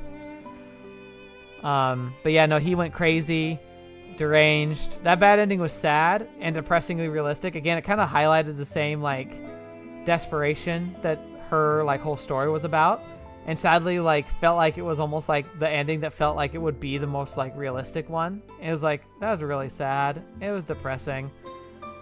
But I also thought it was odd that in the good ending that the the only thing that beats Yuuji is shotgun. Yeah, both stories. Shotgun's the one thing that takes him down each time. Of course, shotguns are really rough. I thought it was crazy that Julia and the organization, quote, helped Sakashita to his end. How he just decided to jump off a roof, but it was pretty clear that it was arranged. I was like, oh, that's crazy. I do have a really great moment here. I like how I said here's a good quote. I like how Amane's ending has a real ending with a full future explored, getting married, having a daughter, having grandkids, talking about their life after 40 years of marriage, Yuuji eventually succumbing to cancer, and her just like traveling and kind of like living out her twilight years with her family. I also loved the side note that was made where like when Yuuji went to go see her family and like announced his intentions to marry her, like her dad like started like going after him and like they punched it out, like they actually fought. Like I thought that was like a fun touch. And granddaughter Suzune was so cute. I loved, like, she was such a cute little group. And that little ticket scene to heaven, like the ending credits, I did cry at the end of Amane. It's like the whole idea of like her like aging out, being with her family, dying peacefully, and then like her, like the scene of her like ascending to heaven with Yuuji. You know, it's very idyllic, obviously, but it was really sweet. Very, very, like, it made me feel very happy. I was very pleased with that. It's making me upset just thinking about it, because, like, isn't that the dream, man? Like, being able to just have a happy ending, and, like, also the hope that, you know, if there is something beyond this life, that we get to spend it with those we love. It's such a great dream. And honestly, it's one of those things people are like, I don't care what your position is on religion, genuinely. Like, if you're someone who has faith, that's beautiful. Faith is used as an excuse to do really terrible things, but I never understood the just blanket hate of it. Even if you don't believe it, religion and belief and faith and hope have led people to make some of the most beautiful decisions, and the ideas alone can inspire people to some of the greatest heights of humanity. And so even if it can feel sometimes exploitive or deranged, especially when it's something we don't understand or a religion we just don't mesh with, I genuinely don't care, because of just how beautiful those dreams are. It was really good. Christian, you're saying, were you able to tell that the routes were written by a different person? Was there any disconnect in Yuji's personality? There's a few moments of that, specifically with oh gosh, my brain farts. And Michiru. The Michiru Yuuji feels so different from the other Yujis. So yeah, it definitely happens. And the way the endings play out, like, you can definitely tell that there's different writers. And I like that. I think that's a really cool, strong idea for a visual novel. Yeah, okay. And Timothy, you're talking about religion, like a great callback. Like, it's easy to exploit religion rather than religion itself being exploitive. Like, yeah. Religion itself is based on an idea of hope and love, and like that there's something worth like living for, and that's great. But people can use that to meet their own ends, and that's evil. That's very wrong. Anyway, for that conclusion, Kazuki is the perfect girl, intellect, rational, kind and caring, quirky, has flaws, is aware of them, isn't afraid to get her hands dirty to survive. Based. I don't mind you fanboying, fangirling about her. Like, she's pretty great. I agree. But, yeah. It's okay. Kazuki is great. She's, like, based. Like, sure. That's a word. Anyway, Amane's route, fantastic. Probably one of the strongest written, because, again, it manages to stay so grounded and realistic, and also capture, like, I think Amane's crowning jewel story is about, like, hope in the future. She spent so much of her life, even after surviving that horror, believing that she just deserved to be punished, that she shouldn't have survived, or shouldn't have been the one to survive. But in the end, she found peace. She found something to love, and that was herself. That was really a beautiful story. All of the stories were good, don't get me wrong, but I feel like Amane's was special in that regard, where the narrative really ended on such a great note about, like, learning to forgive yourself and finding things that are worth living for, even if it feels like you didn't deserve it. The fact was, she did deserve it, and she was very happy, and should have been very happy, and I loved that. Oh, the music is so good. Oh, the music's really good right now. It's my favorite. This is one of my favorite pieces of the game, by the way. Oh yeah. Amane being serious about food and not liking to eat meat absolutely makes sense. Oh, it made so much sense. I loved that detail. for me, the Amane one was actually relatable in that regard because I don't like eating meat anymore either. The texture and the smell really churn my stomach. But that's a result of my medical stuff. When I lost all the weight and I went through like various surgeries, I found that eating meat makes me want to throw up. I think it's not as bad anymore, but it was such a violent experience to go through that I just kind of got turned off with it. And now I just find the smell and the texture just unpalatable. And so like I'm pretty content now with stuff like tofu. Though I do still eat fish. That's still pretty fish is a rare one, and usually I have to prepare it a certain way. If fish is like I can have sushi because sushi has raw fish that's mingled with other things, but sashimi is a bit too much for me. The like having the raw fish that's so like dominant is a bit much for me. Yeah. So yeah, but like so like I felt a kinship with Amane where she's just like, oh yeah, I like food, but I also don't like meat as much. I was like, oh, that's me. So I didn't think too much about it, but in hindsight, I was like, oh yeah, that makes a lot of sense. Why meat would just make her think about that time, about the dog, and about mystery meat. And anybody, I don't think there'd be a single person on the planet who would blame you for not wanting that being part of your palate anymore. Oh yeah. Oh yeah, by the way, did you all like that meme I threw up after that part of the story where I put up the like I was like how things are progressing in the Fruit of Grisaia storyline, and it was the "This is fine" meme with the dog in the room that's on fire. I thought that was a abruptly appropriate timed joke. It was about the last funny thing about that story that happened. It got sad after that. Okay, now time to move on to Yumiko. Oh, Yumiko. Yumiko's an interesting one. I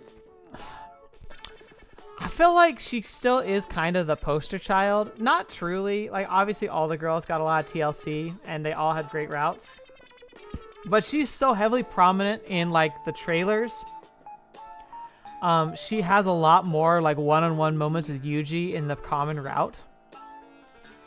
And, like, the fact that her route is default route if you don't hit any of the others. Like, it's interesting. She feels like a lot of times, like, games, like visual novels will have like a girl that's like the girl. Like if there's one path that's supposed to be the canon route, like you kind of get the feeling that was supposed to be the one, or maybe the head writer's like personal favorite. And that's kind of what I got for her for Yumiko. I feel like she kind of got that treatment. Not that it's bad, but I definitely feel like she got almost like the pampered story. Like, not that she had a pampered childhood. She had a terrible childhood too, but like I still feel like she got a lot more like yeah, like I like hers overall, but like the first half two-thirds more. So yeah, and Yumiko is definitely supposed to be the main girl. Michiru, but yeah, we'll get to Michiru. Michiru's probably going to be the last one we talk. Well, no, she'll be the second to last because I'm gonna talk about the last two in order that we cover them. Oh yeah, no. Like, don't get me wrong, anime fanatic. I think the other routes are more impactful. I think the other routes left a bigger impression on me. But I feel like that the writer had a soft spot for Yumiko's route. That's what I was saying. I think the writer and the perspective of the person who put the game together had a soft spot for Yumiko. I feel like the others were more impactful storyline-wise. But I also still think hers is good. So let's get to it. I'm going to stop faffing around here. Her dad wants to make her behave. And the whole school. Oh yeah. I thought it was crazy that her dad had so much pull with the company that they like literally he says, hey, that boy, like hire him to protect her while I order hit squads to attack her to scare her into compliance. I was like, wow, father of the year right here from the get-go. I thought it was odd how dismissive she was of her life, and that never really became a huge thing. Like, she obviously has a lot of like she had a oh, hello? I just want to heard something behind me. Okay, moving on. That was really scary. I thought I heard someone standing right behind me. It's like, is Yumiko's dad coming to get me? He hears all this like this terrible things I'm saying about him. Anyway, I thought it was interesting that she was so dismissive of her life, and that never got that much brought up. Where she doesn't value her life, and she felt like she was never wanted, and that's kind of where that stems from. But at the same time, they never truly addressed that. Like, they addressed that, like, that part of her, but like how casual she seemed, like she just wanted things to end at the beginning, doesn't really come up again. Maybe it was more of just a manifestation of just how depressed she felt. It wasn't actually how she felt in her heart. So maybe that was like the point of it. But I just felt it was odd because it never felt like it got truly addressed again. But I mean, there was plenty to address, so it's fine. When the first attack came, she was so scared. But then when the danger was over, she kind of said she should have just let it happen. That was the part that was really weird. But yeah, we'll get to that. Yeah, my throat's getting all dry and I'm doing that lip smacking sound in the microphone. It's never pleasant. I have like a tall, like a big tall glass I keep by the computer while I'm recording because I use my voice so much. You probably see it's usually like a yellow glass or a big black glass. It's like probably like 20 ounces of fluid. I usually drink a whole one every recording. Like, I'm always like trying to stay hydrated during these things because it dries you out real quick when you talk this much. Okay, so first attack, like, so it seemed like weird how she was so scared in the moment, but then so dismissive right after the fact. Again, I feel like that's more of an aspect of her depression more than anything. I liked how Sachi managed to outmaneuver Yuuji. Like, that doesn't happen a whole lot. So the fact that Sachi was able to like essentially kidnap Yumiko and keep her away from Yuuji for a while was really fun to see. Because again, it just highlights how crazy Sachi's like skills actually are. I thought one thing that was really odd is like there's always usually a moment in the routes where like after like it becomes apparent that Yuuji and the girl in question are like starting a relationship, the other girls usually have kind of like a confrontation or a intervention where they like try and suss out like what's actually going on and like or even like vote about like are they going to try and interfere or not. That happened with Machina. They were like, should we step in and stop this? They're like, is it creepy? And they're like, oh, it's not creepy, really. Like they were debating about it.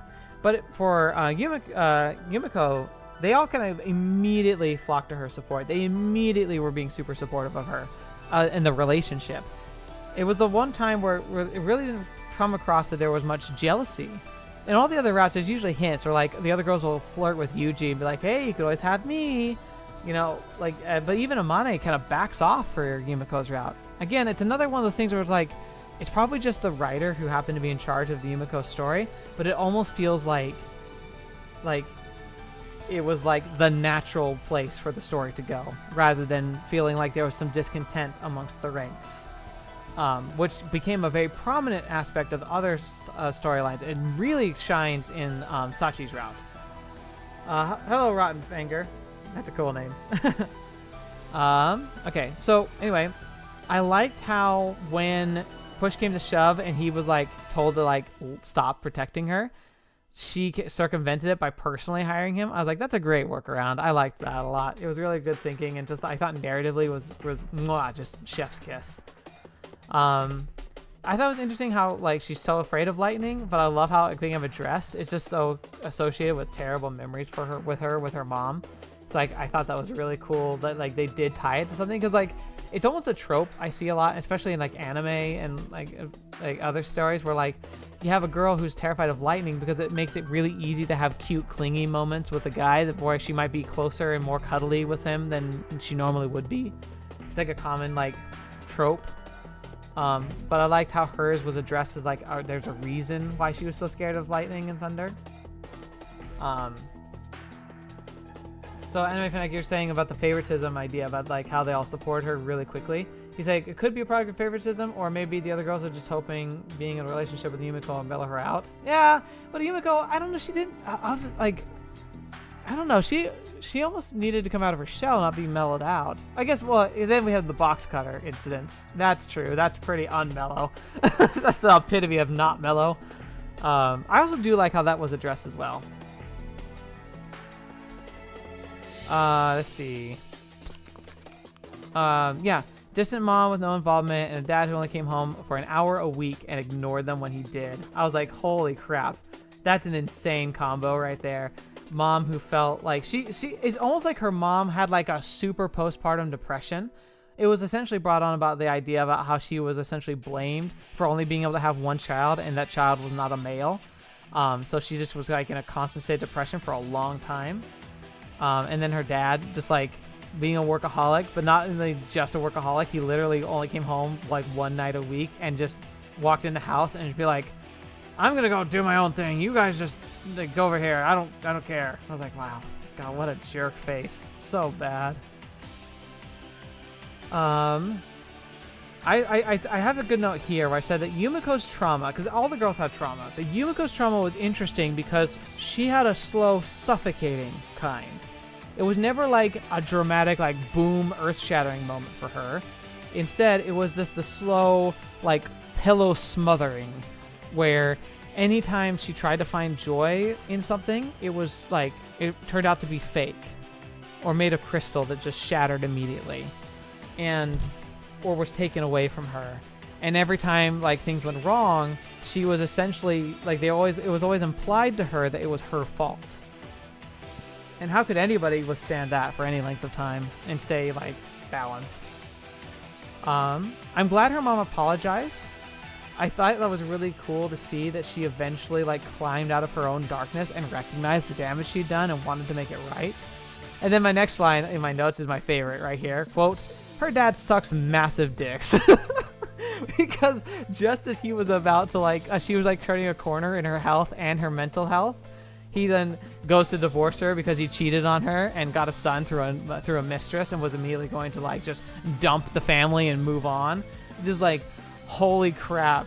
He's just like, he's the worst. He's literally the worst. Oh my gosh. Like, it's just flabbergasting how awful of a person he is. Her history is a great depiction of how money and monetary stability don't actually buy you happiness. Granted, a lot of us would be happier if we had financial stability, but it's not like it just makes you happy. It just makes it so that you don't have to deal with all the other traumatic things that most people have to deal with. But she traded it for some insanity.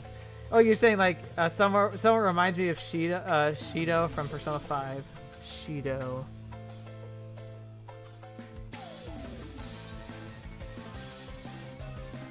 Oh, okay. Right. So you're talking about Okumura? Was that like Haru's dad? Yeah, because he was definitely like that too. And actually, I also would say another comparison that reminded me of is Yumiko. Isn't she? She's the shogi player. Her mom, like, she was like a side story, but her mom was just as bad. That whole business too. Like, yeah, it's just these really manipulative parents. But I still think Yumiko's takes the cake. He was the worst. Yeah, Okumura like pretended he cared about his daughter, and he kind of did, but like obviously it was like he got really crushed by his desires. But like he still would spend time with her. And then like oh gosh, John, what's her other name? I just had it and I'm losing it because like my brain's all scattered. The shogi player girl, like her mom was duplicitous. She made it feel like she cared, but she really was being very like personalized. Like Yumiko's dad, her dad just sucked. There was no good there at all till the end, and even then, But I thought it was interesting that like eventually she actually like the box cutting, like it started off with her in school actually just snapping and literally like cutting and attacking a student, sending them to like the hospital. I was like, that got metal real fast. I was like, oh my gosh. Like I always thought she was kind of like all talk. Like she would swipe at people, but like it's kind of crazy that she like full on went for it. And like ever since then, like just kept a blade on her at all times. That's a little weird. Like it's almost like she was like proud of that moment. I thought that was very strange. Juicy, you're saying the thing about Yumiko's routes is not actually bad, but compared to the other routes, it's not as crazy or interesting. Even though it isn't bad, it suffers from being next to them. Okay, that's true. That's very true. There's a lot that's good about it. I think it had some pretty solid endings. It had one of the better endings, in my opinion, as far as narrative, but it definitely wasn't dramatic and it was kind of unoriginal. But anyway, we'll get to that.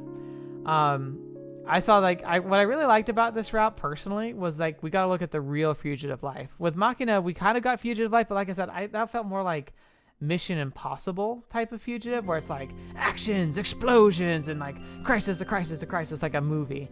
Yumiko's was more like what real fugitive life would be. You go to ground, you don't make a name for yourself, you start like working a tireless, like thankless job. You hunker down, you don't let yourself have a lot of things like cell phones and internet. You just kind of go off the grid and just work, put your nose to the grindstone. That's really what it became. And I kind of thought that was really cool to experience and kind of work through. I do have this point though, like their relationship kicked off really awkwardly. They lived together for like 3 months. Then we have the like he even says that like she essentially molests him. I was like, that whole scene was just bizarre. I get it. It's a thing. And Yumiko, it kind of makes sense in line with her as a person, but it still is like, okay. But then I also thought it was really weird how Yuuji was like, she gropes him, and then the next like morning, he like essentially just grabs her and she's like, all right, I love you. I was like, oh, okay, we're just not going to talk about it at all. It's a thing. And I get it. Like sometimes that's how relationships go in a way. One of my, probably like my first serious girlfriend, that's kind of what we had. We both ended up kind of falling for each other in high school, but we were both kind of scared to disrupt the status quo. So we never confessed, even though we were sending really blatant signals between each other and like everyone else could see it. We were kind of scared to take that step, even though we were both like hardcore flirting. Like, I even remember like I had a moment like with her where she was in a depression, and like I was a good friend of hers, and like when she was just like kind of spiraling, I kind of grabbed her and like proverbially shook her and said like, you are not being you. You're gonna go home, and you're gonna focus on you.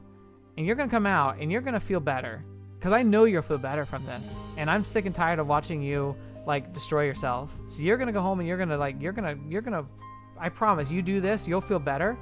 And I want you to come back and talk to me about it next week.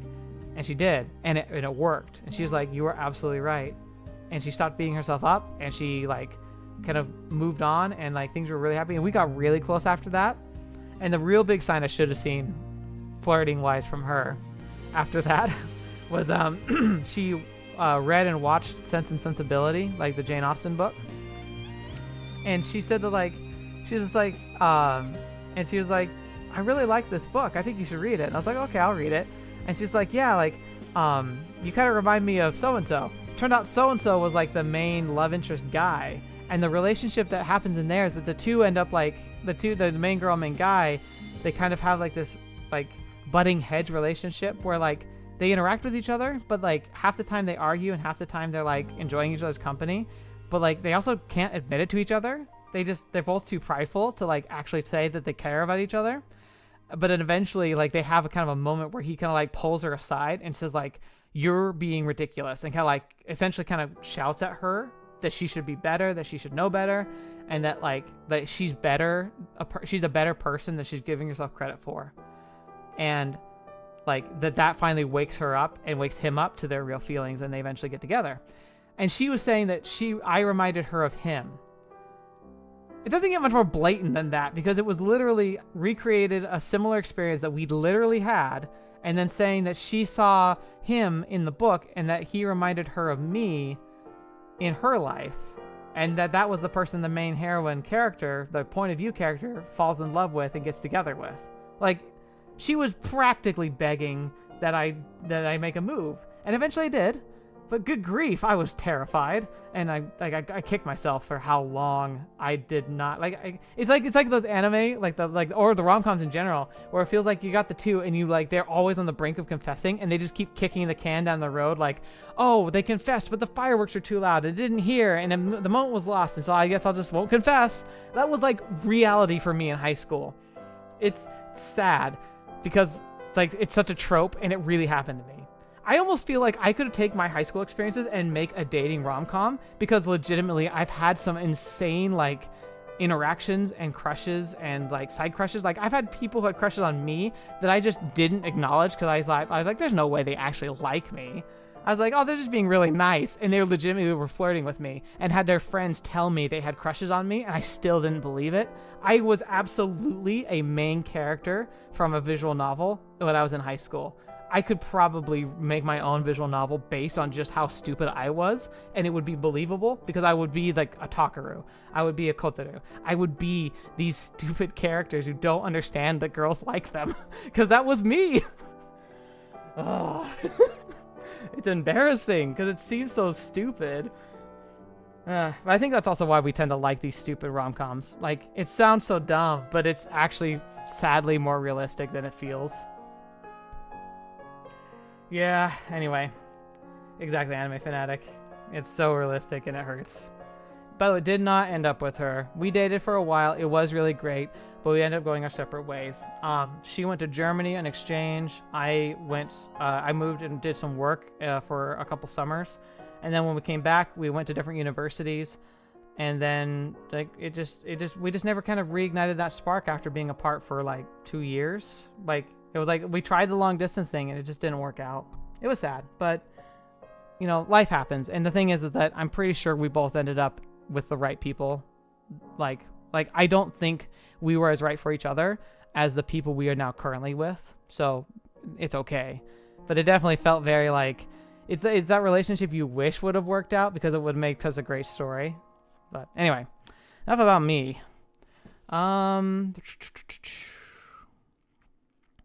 Oh, I thought a really cute moment for Yumiko was when she's at home and she's like trying to like she's hiking herself up to try and be helpful, and she has she animates her own conversation with Yuuji about her like cleaning the apartment and doing all the chores, and then him coming home and being like really impressed, and like she like does that dialogue with herself. I thought that was really cute and really funny.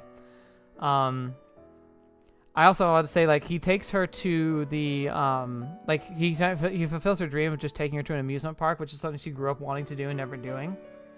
And then I loved how towards the end, he, like, kind of drug her to a haunted house, and he had a blast while she was genuinely terrified. And I thought that was really cute and fun, because it reminded me of me. Because like I don't get too scared at haunted houses. Like the jump scares will make me jump, but I don't find them like scary really. But I love haunted houses because it's so much fun going to a haunted house with someone who does get scared, because it's genuinely like it makes an experience that's kind of amusing be genuinely one of the best experiences of your life. If you can go through laughing the entire time at just how the great reactions that people give when you're in a haunted house with them. It was also one of my favorite group dates in high school. Absolutely just the best group date. You could just be going with friends. You could be going with like potential dates. It didn't matter. It was just fun every time. So yeah, Yuuji and I, very similar in that regard. I also did, so someone a while ago, I didn't mention it because I knew I was going to bring it up. Someone mentioned that it has 2 good endings. You're right. Yumiko's has 2 good endings. Her bad ending is just that they stay fugitives until it gets called off because her dad, like, finally gives up. And so, like, they don't have to be on the run anymore. And they had a son. And so they just kind of continue living their life. And they even imply at the end that she would eventually confront her dad. But it kind of just ends with them, like, having that conversation. Oh, there in the good ending, there's another intimate moment that's locked behind the good ending, and there was something there that I made a note of, because like I've always said, like a lot of the intimacy scenes are decent, but there's some that like check boxes or things that happen that's very odd. This one's not too bad. Like it's not necessarily a bad thing, but I remember for me, I was like, oh, I could never do that. Like Yumiko says, like during like when they're about to like have that last intimate scene, she says the phrase, quote, "Don't stop even if I say no or stop." I said, that's wild. I couldn't do that. I'd be too concerned, and I'd be like, I wouldn't be able to. I'd be like too paranoid to be like, wait, are they serious? Are they joking? Am I supposed to stop? I don't know. But I was like, but that's why there's safe words. So, you know, just make sure you have your safe words and everything's great. But like, I was just like, oh my gosh. For me, that made me stop, and I was just like, I had to make a note of it because I was just like, oh. That's a thing. Okay, whatever. Anyway, since I did this route very last, I'd forgotten a lot of the common route and how much she spends time on rooftops. But then in hindsight, I was like, oh yeah, spending time on the roof on a nice day has a lot of personal meaning for her. So I was like, that's a really cool detail. Because like normally like kids sitting on rooftops is supposed to be like the distant, like antisocial, cool thing to do. A lot of times it's depicted. So again, it's one of those things where like they take these tropes and they gave like really cool explanations for almost all of them. And I love that. I love that they don't make tropes just be tropes in a game like this. And Muv-Luv did this too. Like tropes weren't just tropes to be tropes. They had a reason. There was something that like was additive to the story and the character rather than just like being, you know, a common trend. So I loved that. I loved that relation. And when I made that connection finally towards the end, when she went up on the roof after hearing her dad's like confession and like being confronted by Yuuji about how awful a person he was, that was like, it hit me right there. I was like, oh my gosh, that's crazy. I do like, it's interesting on the bad end, like they have a son, but they never name him. And in the good end, they have a daughter named Yuma that they name, and she has a screen interaction and everything. I thought that was really sweet, and I liked that a lot. I also really liked how Yumiko's ending, like the capstone for her story for me is how at the end, like they're sitting together and she and Yuuji are talking about like the life and their struggles and like the things they're going through. And she kind of like snuggles up next to him. She says, "Thank you," instead of saying sorry, because her whole story she's always saying sorry, and he even like tells her like stop saying sorry, but she keeps like saying sorry and then like trying to stop herself, but she just keeps doing it. So like I thought that was such a cool capstone at the end for her, where she stopped saying sorry and started saying thank you. Absolutely just mwah. Again, chef's kiss, just so good. Not nearly as impactful of the other stories or other endings.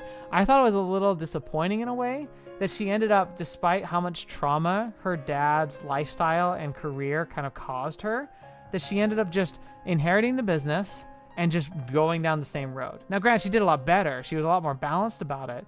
But I personally was a bit disappointed. I thought it would have been fun to see her kind of reject that lifestyle and adopt something of her own.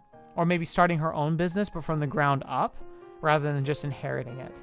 I feel like that would have been a much more bigger character moment for her, but maybe they decided not to worry about that so much because Machina got the whole like starting your own business ending. So maybe they didn't want to double up on that, but I think that was one thing I was like, oh man, I feel like it would have had a better impact if she'd rejected that lifestyle. Like she didn't necessarily have to reject the house or all the money, but like I feel like it would have been more impactful for her to choose her own path rather than following in the footsteps. But like anime fanfic, you're saying like at the same time it's a good way to say F you to her dad. And like, yeah, it is fair. Like she was able to be everything he was looking for despite being a girl. That is a pretty cool message. So that's fair. Oh, that's true. Juicy, you say that there's a lot of, like, the common thing where Amane, Sachi, and Yumiko all have moments where their sorries turn to thank yous. That's true. I feel like for Yumiko, it was a lot more pronounced. Like, it was a much more, like, deeper aspect for her story. But you're absolutely right. Amane is also there. Like, she felt sorry. But her sorry was more from a sense of, like, she didn't feel like she deserved to be around. And so that's a different sorry than Yumiko's, where Yumiko's sorry was simply the fact that she felt useless and like a burden. And that's a lot more like approachable, I think. So for me, it was a lot more like personable because I could relate to her, Yumiko, a bit more than I could to Amane, just because I've never gone through what Amane went through. I've never gone through what Sachi's gone through, but I've been closer to what Yumiko's gone through. Not entirely, but I've definitely had my share of disappointments. My life's definitely not taken the directions I thought it would. But, and I do say sorry way too much. I'm a lot better than I used to be, but I absolutely grew up saying sorry way too much. All right. And now, oh my gosh, I feel like we're like my brain's telling me like, oh, we're done. We've been here for 2 hours. So like, we still have 2 more routes to talk about, but these will go faster because I got to share a lot of my thoughts about the Michu and Sachi routes during the playthrough. So I'm mostly going to give capstone and kind of context with perspective of all the other routes now. I'll do them in the order that we cover them. I gotta get a drink here. Michiru. Her route was really good. It was really impactful and dramatic. Oh, we'll get to that. I'll talk about all my favorites at the end. Don't worry. I'll give my like ultimate capstone at the end. I'm just gonna go over everything. Michiru's route was really impactful, but having read all the other routes, some of you hinted at this, and you were absolutely right. Yuuji just feels like a whole different person, and he feels a way more detached from a girl he's apparently in love with than to the Yuuji in the other routes. I don't think it necessarily means he's like, oh, he's a bad person again. I think he does good things and he does help Michiru, but like he feels so dismissive of a lot of her needs and her like her mentality. I mean, Meowmo was probably the one point where he really stepped up and was more the Yuuji I kind of like have come to see in the other routes. We're like, oh, he was there for her, understood what they were going through, and knew he needed to do what he needed to do to help her the best he could. That was good. That was really good. But the rest of it, it was kind of a side effect of just how Michiru is treated, since she's kind of like the joke character and the one that everyone kind of picks on. I think it kind of translated, unfortunately, into Yuuji not taking her seriously for a lot of her route, and then when he does take her seriously, the transition isn't as natural as I felt it was with other characters. So it feels like, yeah, exactly what I was just saying. Like with her being the butt of every joke, it kind of tarnishes that interaction with her, unfortunately, which sucks. Because Michiru's is a really, really good, well-developed character and has a lot going on that's really cool. And I feel like it would have been nice if that had been flipped. Because that's the thing, too, is like, it's not even a great justification, because in Machina's route, that's kind of the same thing. Like, Yuji's fairly dismissive of Machina and her shenanigans, but then in her route, and he understands, like, where she's coming from, he does a big 180 on that, and he starts really understanding where she's coming from and really starts to kind of go along with it to help her realize her potential. With Michiru, that really doesn't happen. And it kind of does, but when it does, it doesn't feel like a transition that Yuuji does because he's motivated by love, but more out of a sense of like curiosity. It's almost more like he just wants to solve the puzzle that Michiru is, rather than actually like helping her because he loves her. And so it's sad because like it's not like it's a problem, but compared to the other routes, it feels so disappointing. So Yuuji was really disappointing in her route, especially compared to the others. Michiru was not. Her story was fantastic. And then, yeah, like I feel like it just sucks that she's always the butt of the joke. I understand like having a comic relief character, and I think it's fine having her be the butt end of a lot of jokes, but it was so unrelenting. And I feel like all the other characters usually got moments to shine, even in the other routes, like the way they would help and support their friends. And Michiru kind of did, but usually she would just still be the joke. What she would offer to help would be meaningless or pointless, or she would just misunderstand or be dismissed. There's even like, I think of the Yumiko route, there's a whole sequence where they're like discussing like Yumiko and her situation with like Yuuji and like when they're gonna run away, and like Michiru is like saying things or like trying to understand what's going on, but like missing some of the points. And Sachi is just on like stuff food in her mouth to make her stop talking duty. And I thought I hated that. That was just really obnoxious. Again, comical type moments. Yeah, I see it, but like, it's just so over the top. All right. By the way, this song's come on again. I'll let it play. We'll let it play. It won't be as distracting now because I'm not reading my notes, because I'm going off of what we've already covered. Let's see. So Timothy, I definitely think Labyrinth have the aspect of the relationship a lot better, hence I'm not saying negative impression of me at that point, but it's a separate story. I could definitely remember having similar sentiments. And then, yeah, I'm glad that you agree. And then, Friblux, I don't know if I'm saying that name right. You said, unfortunately, it gets even worse in later games. That's unfortunate. That really is unfortunate. I know that you should have, like, funny moments, but I feel like they should spread the funny moments out. They really should. I'm glad you like this song. I'll let it play this time. But I feel like all the other girls can have funny moments, and they have jokes at their expense at times. But, like, it really is so stacked against Michiru, and it sucks for that reason. But otherwise, her route's fantastic, and still, like, absolutely is really good. I'll give rankings in a little bit. And then the Sachi route. Oh, Sachi's route. I was really rough on it at first. I like Sachi. Sachi really, really grew on me along her storyline. Like, oh my gosh, she grew on me. Like, I became really invested in her story, like, to a point of, like, I was feeling sick at times during her story. But I have to admit, getting there was kind of tough.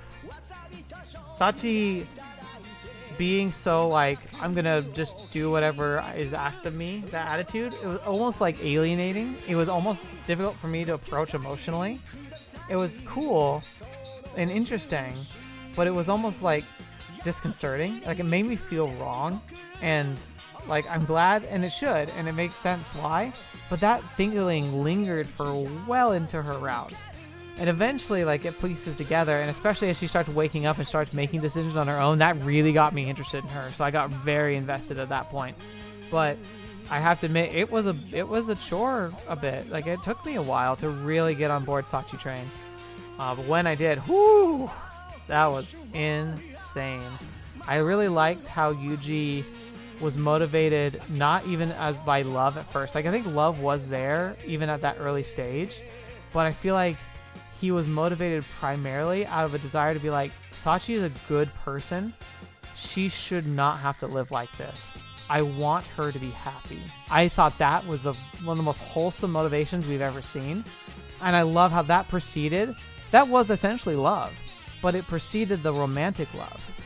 And I honestly did like, I don't know if some people probably didn't like it, but I like how that attitude spilled over into their intimacy for the first few times, where he was almost there for her, not for himself, and that actually caused problems. That was so like true to form and to what like I felt like it really sorry, excuse me. It really got me feeling invested in that situation, because I felt like it was the first time where the intimacy really played into the story. I've seen a lot of games that do intimacy right. I think Mublo's a great example, actually, of the intimacy and H scenes really felt like they were plot relevant. A lot of the ones in Grisaia, like I said, like leading up to them usually was pretty plot relevant, and the afterwards was pretty plot relevant, but the actual intimacy itself is usually just like a scene, right? It felt really detached in a lot of ways. Like, it was like the story would grind to a halt, H scene, story back. And like, the bookends were great, and they encapsulated, like, yeah, they had intimacy and it matters, but the actual intimacy felt detached. Sachi's was the first that really didn't feel that way for me. I feel like the intimacy scenes and what happened in them was a part of the story and their relationship, and I really liked that. I liked that a lot. I think she had 4 in general. The first 2 being kind of like one-sided, essentially, on either way. And then the next 2 being like the actual like real intimacy where the 2 of them were actually there for each other and to express love. And I really like that distinction as well. Yuuji went above and beyond for her like he does for most of the girls, but I really liked his plans and the way he executed them and blew up the school and actually made it kind of work in a way. I thought it was really fun. And then like the boomerang, kind of like, I thought we were at the finale legitimately, and then it comes right back with the nightmares and them actually resolving that. But again, I said it before, the real crappy part of Sachi's route is her choice. Like, some of you pointed out really well in the comments, but I want to highlight them just again to get it just documented. The real problem with Sachi's, like the choice for Sachi's route, is that it's not made by Yuuji, it's made for Sachi. The choice is really unclear and murky, so it just is kind of like, it really feels like it's a random shoot. Like, do you get the good or the bad ending? Like, it's not like you can logic your way through it. I logicked my way through it, and it was the bad ending. And while it does mean that I got really slapped in the face with that bad ending, it made me more upset that the ending had been structured like that than the actual ending. It really kind of overcame like what that ending was supposed to represent, and that's really sad. That the fact that the choice was so obscure ended up being the more like frustrating part. I think that's definitely a black mark against the Sachi route. The bad ending is itself, again, having her get hit. Oh, I forgot Michiru's route. I only did the good route because it was pretty clear for me. Like, you don't just dismiss like suicidal thoughts. Like, you need to get that taken care of. But her sad ending was really also fell kind of flat, because essentially what happens is she goes to the hospital anyway. She tries to commit suicide. She goes brain dead for a little bit and becomes like essentially like she has amnesia. She has trouble she can't take care of herself. She can't talk. well, she can't talk properly. She only speaks in these formative half sentences. She seems to not know where she is or who she's around. That just made me die inside. I was so sad. Luckily it was short. Yeah, luckily it was short. Anyway, back to Sachi. So Sachi, and then Sachi like literally falling the same way her parents did too was so like cruelly ironic. Like I couldn't take it seriously, which like I feel like is a disservice to the ending. But I did like the glimpse that Yuuji had where he's like, this is what she went through, and I have to live with it now for the rest of my life. Yeah, a good example, like you're saying here, like you say that you get what they were going for, but Sachi's bad ending felt too forced. Agree, 100%. But yeah, like, so yeah, sorry that tangent about Michiru's bad ending. I forgot I hadn't covered that when I was talking about her. I got caught up in just like my pleasant memories of her route. But yeah, so for Sachi's route, the ending of Sachi's was really good. We're kind of towards the end here, so I might be able to say this, but I do think her ending is the best. Because it was so satisfying narratively, and it also didn't feel like it took kind of a cheap cop-out. Not that it's bad, the other endings, like Yumiko's had a kind of a cop-out ending, Machina's kind of had a cop-out ending, where like I guess not truly, like I did say Machina's, I liked how Yuuji got like scarred permanently for the choices you made there, but it still kind of felt like after when all said and done, it kind of got wrapped up with a nice little bow, and it was just like, it's all good now. But Sachi's, no, like Sachi got her good ending, but it didn't like, it's not like her mom just like miraculously got better. It's not like Sachi doesn't have to live with that tragedy for the rest of her life, and it's still going to be something she has to work with and deal with, but like she had hope now, and she could be herself now, and that's what mattered, and that's what counts, and that's why I liked it a lot, is I feel like it kind of walked that line really perfectly between the two of being like believable and yet like fulfilling and just like really resonating with my heart. So I really liked it. Alright, but that's the end of all of it. So, first of all, where does Grisaia land as far as visual novels go? It's definitely up there in the top. I don't have like a proper list because they kind of bump around a lot, but it's definitely going to be put up there with like the likes of Seabed and Fata Morgana. I think it was genuinely very, very good. It had like its black spots, but it makes up for it with some fantastic characters, design, music, and narrative.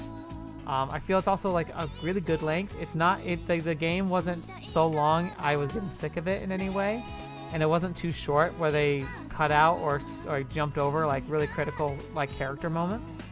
I like how even though Yuji's the main character and his past and his like who he is matters, it always took a backseat to the girls who were the focus. I kind of like that. I feel like games can get really preachy if the focus like drifts around too much, and I feel like it was kind of fun to have Yuji's backstory be pieced together. I know like from what people said, Labyrinth I guess dives into Yuji's backstory, which is good. Like I feel like it deserves a full dive backstory, but I like how it wasn't part of this. This wasn't about Yuji. This is about Yuji helping the girls, and I like that they really stuck with that as a narrative. I think it's a master class of like not getting lost in the reeds while still having a lot of material, backstory, and like character development in a story. Like it walks that line really well, where it's not too big and too weighty, but it is like, but it also makes time to make sure every character gets enough time to shine. It's really, really good, and it's hard to find a game that can do that so well with so many different characters. And again, I think that also Rewrite does this very well too, where I feel like the benefit comes from having multiple writers. Having multiple writers means that you're not having a writer who's burning out trying to write like 6 different perspectives. So you get these like slightly different tone shifts between the different narratives, and that helps keep them fresh and keep them like grounded and impactful, because they don't you don't feel like there's any burnout happening there. And that's really, really important to have for writing.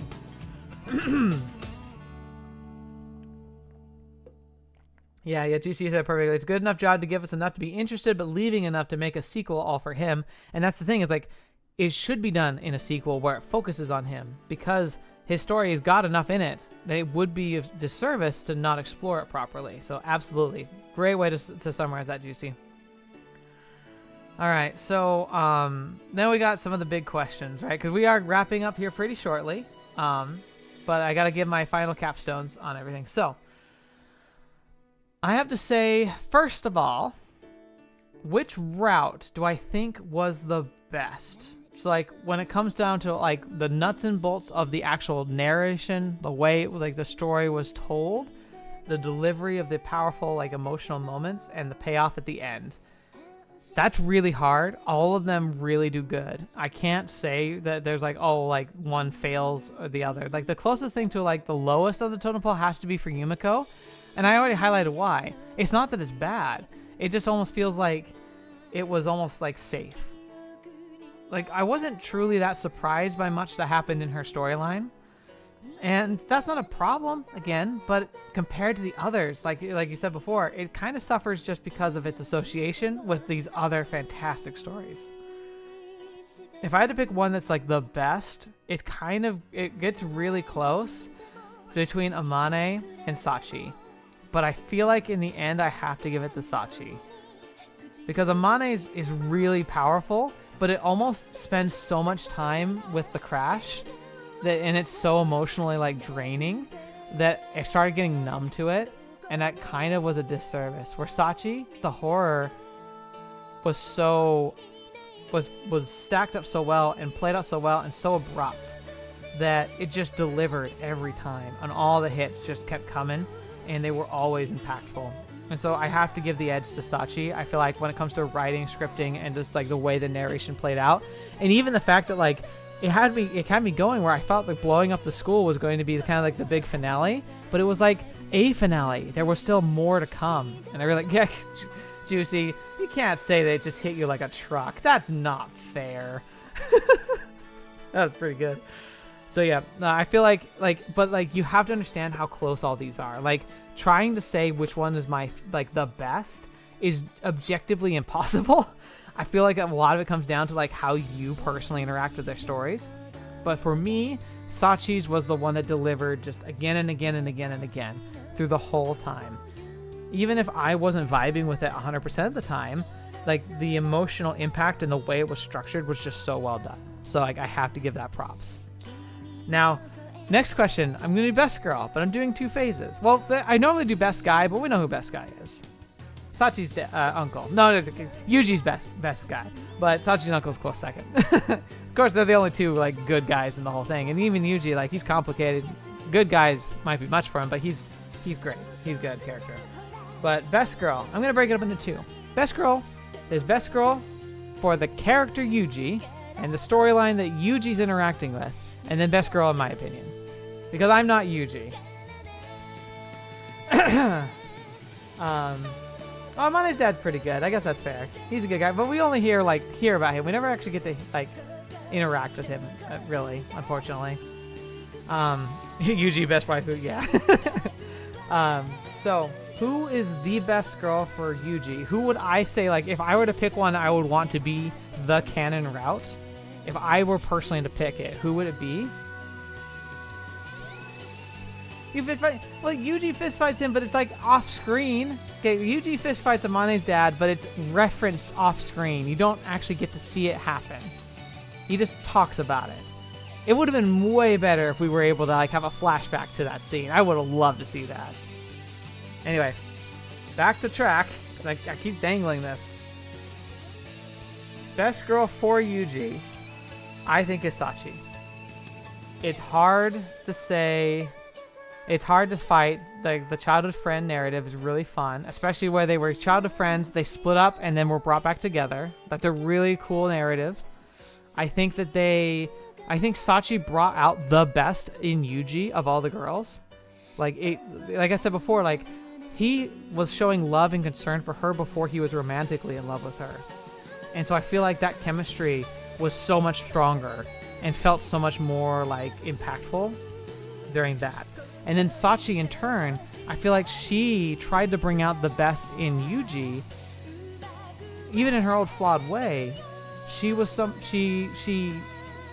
like as she starts to like kind of gain her own sense of self, she's not a pushover. She has her own likes and wants and interests, and she's just so full of life, and they just feel like such compliments for each other. They're also perfect in the sense that they're both people who like live kind of ridiculous lives, have ridiculous attitudes, are really quick-witted, and have absolutely insane levels of skill.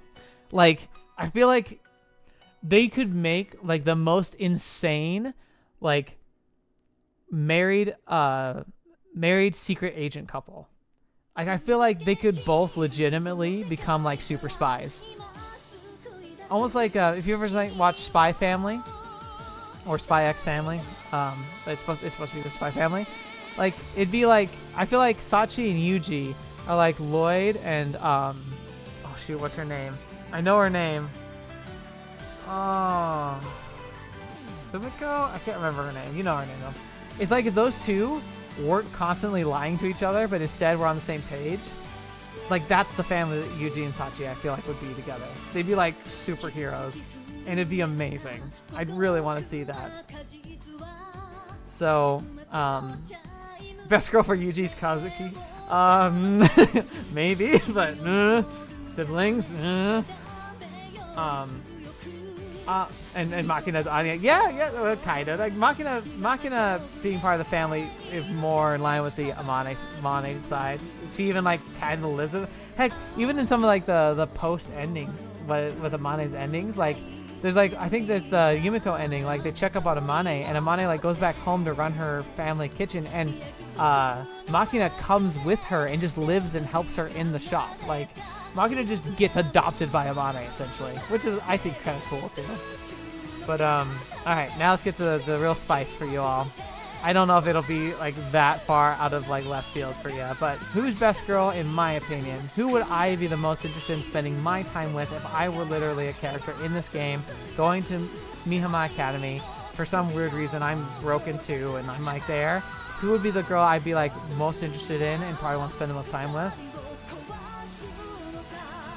I looked over just in time for anime fanfics to say Kazuki. Like, if a Kazuki were older, probably, but I can't hang out with a 12-year-old. That'd be weird. But no, as far as the 5, my best girl is Michiru. It is funny because I love girls who are smart, and I love girls who are clever, and I like girls who are independent and like have drive for themselves. And that's like all the other girls.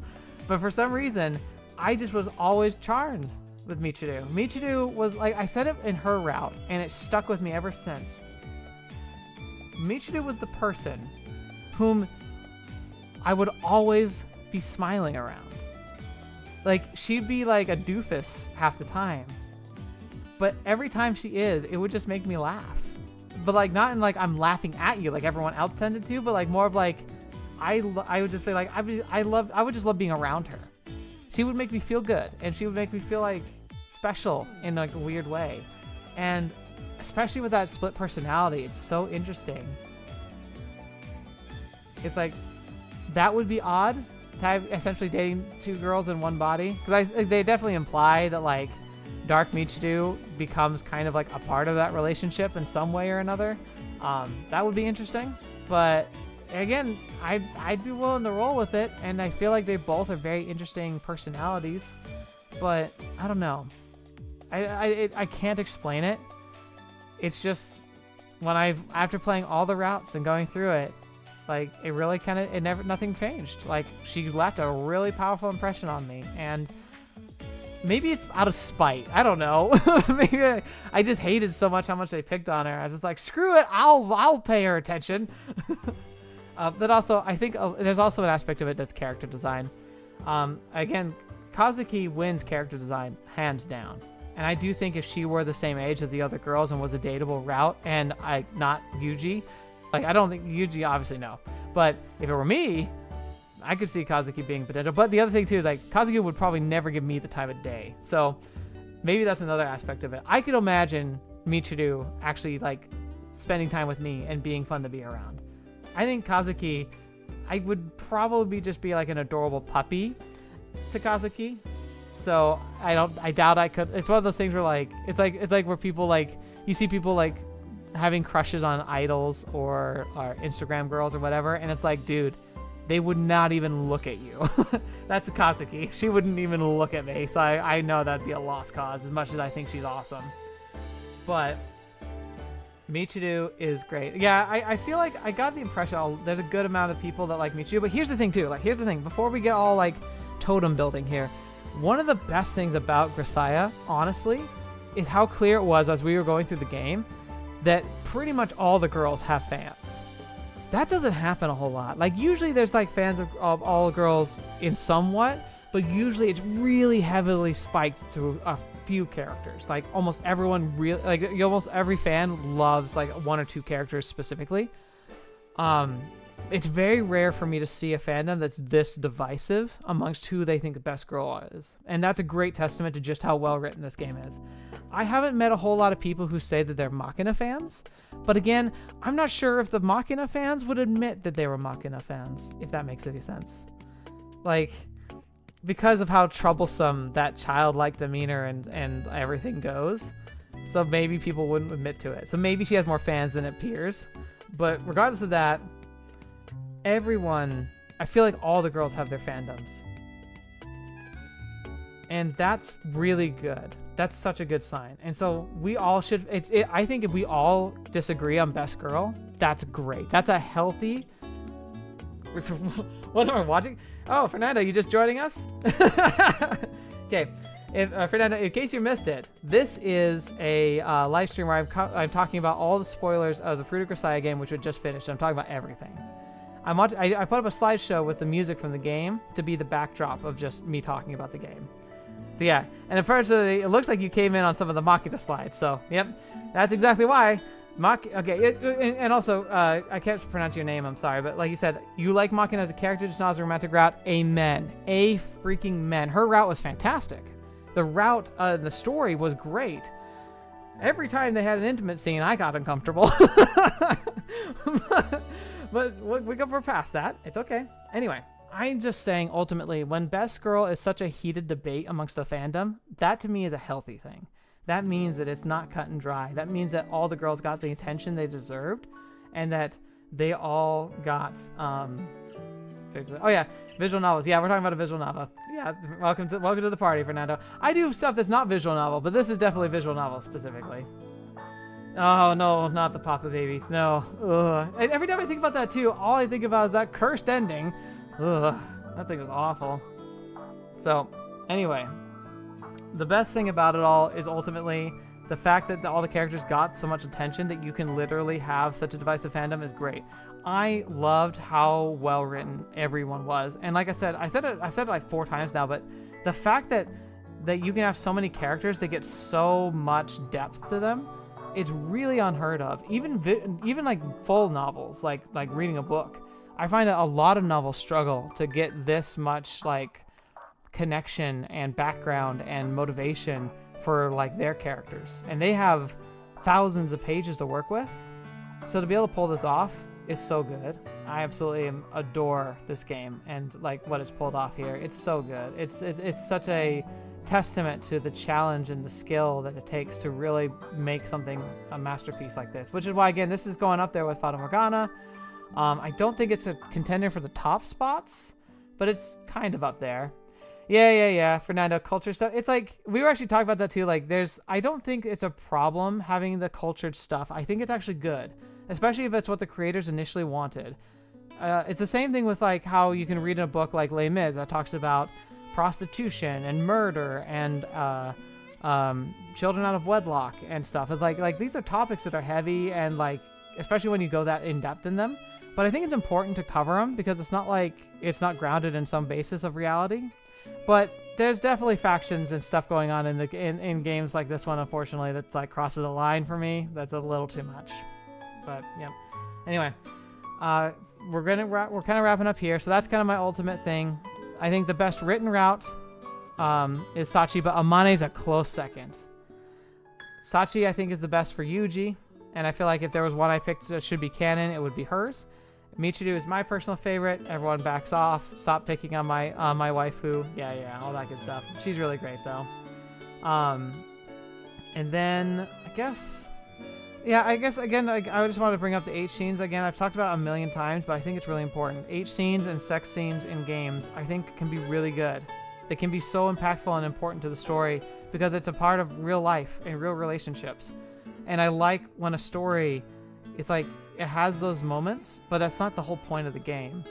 The game is not about like sex. It's about characters that happen to fall in love. But this game dabbles a bit too much in the checking of the boxes for it, unfortunately. And I feel like that's the one thing I wish that writers would learn from this. I think if anyone's out there who's writing games, visual novels, full-fledged games, books, whatever, nothing wrong with having sex in your stuff. Like, in fact, sex sells. It can be really important for getting a game moving and catching your audience's attention. But like, please don't do yourself the disservice that Grisaia does, where it actually harms itself by being so like box checking with the fetishes and with the like just over the top like just intimacy scenes. It's like it can be so much more than that. It can be so much more impactful than that. It can be a scene that's not just like, oh, like this is getting me excited. It's like, I am here for these characters and I'm happy for them. And I want them to be happy. That's such a good place to be. And this game brought me to that place for a lot of them, but it also kind of detached that way. And like Anime Fanatic, you're saying Marvel Alternative has one sex scene and it captured what sex scenes and romance should be. Two things. First of all, absolutely, you're 100% correct. Secondly, technically there's two, but the one was not voluntary and involved aliens, so I don't think it quite counts. That really doesn't make a good pitch for the best visual novel I've ever read, but it really is the best.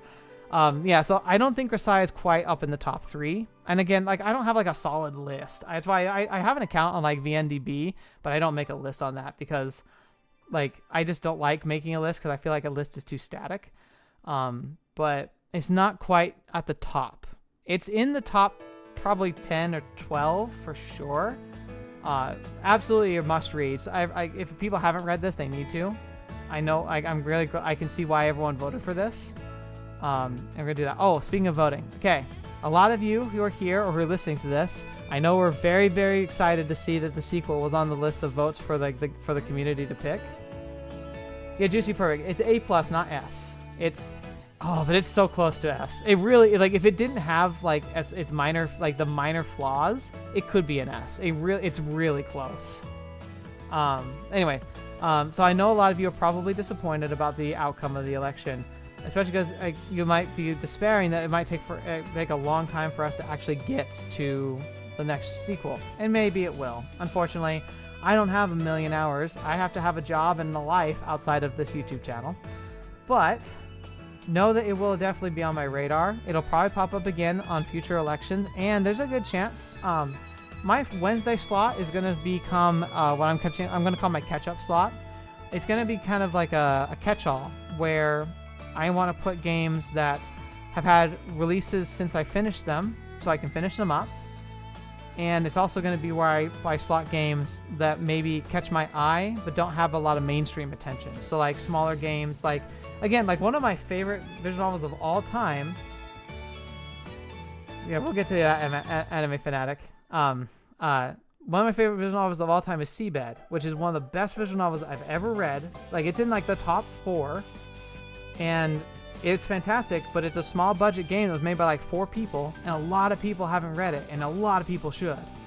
And so I'm always going to try and make room for smaller titles like that, because you never know when you're going to find a gem. You never know when you're going to find something like that. So I'm always going to try and give some emphasis on smaller titles from smaller devs that I want to support and concepts that I think are really cool.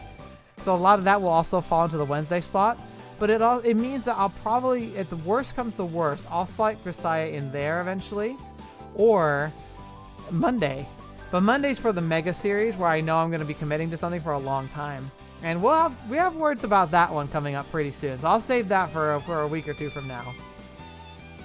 But yeah, no, I thank you. I'm glad you're saying that, Anime Fanatic. Like, absolutely. A big thing I always want to make sure is that smaller devs get a spot in the sun. I can't always make time for them, and it's sad because like I always have people who are messaging me with their small projects. I'm like, I really want to support this, but like I just don't know if I have time. but I want to try and fit them in.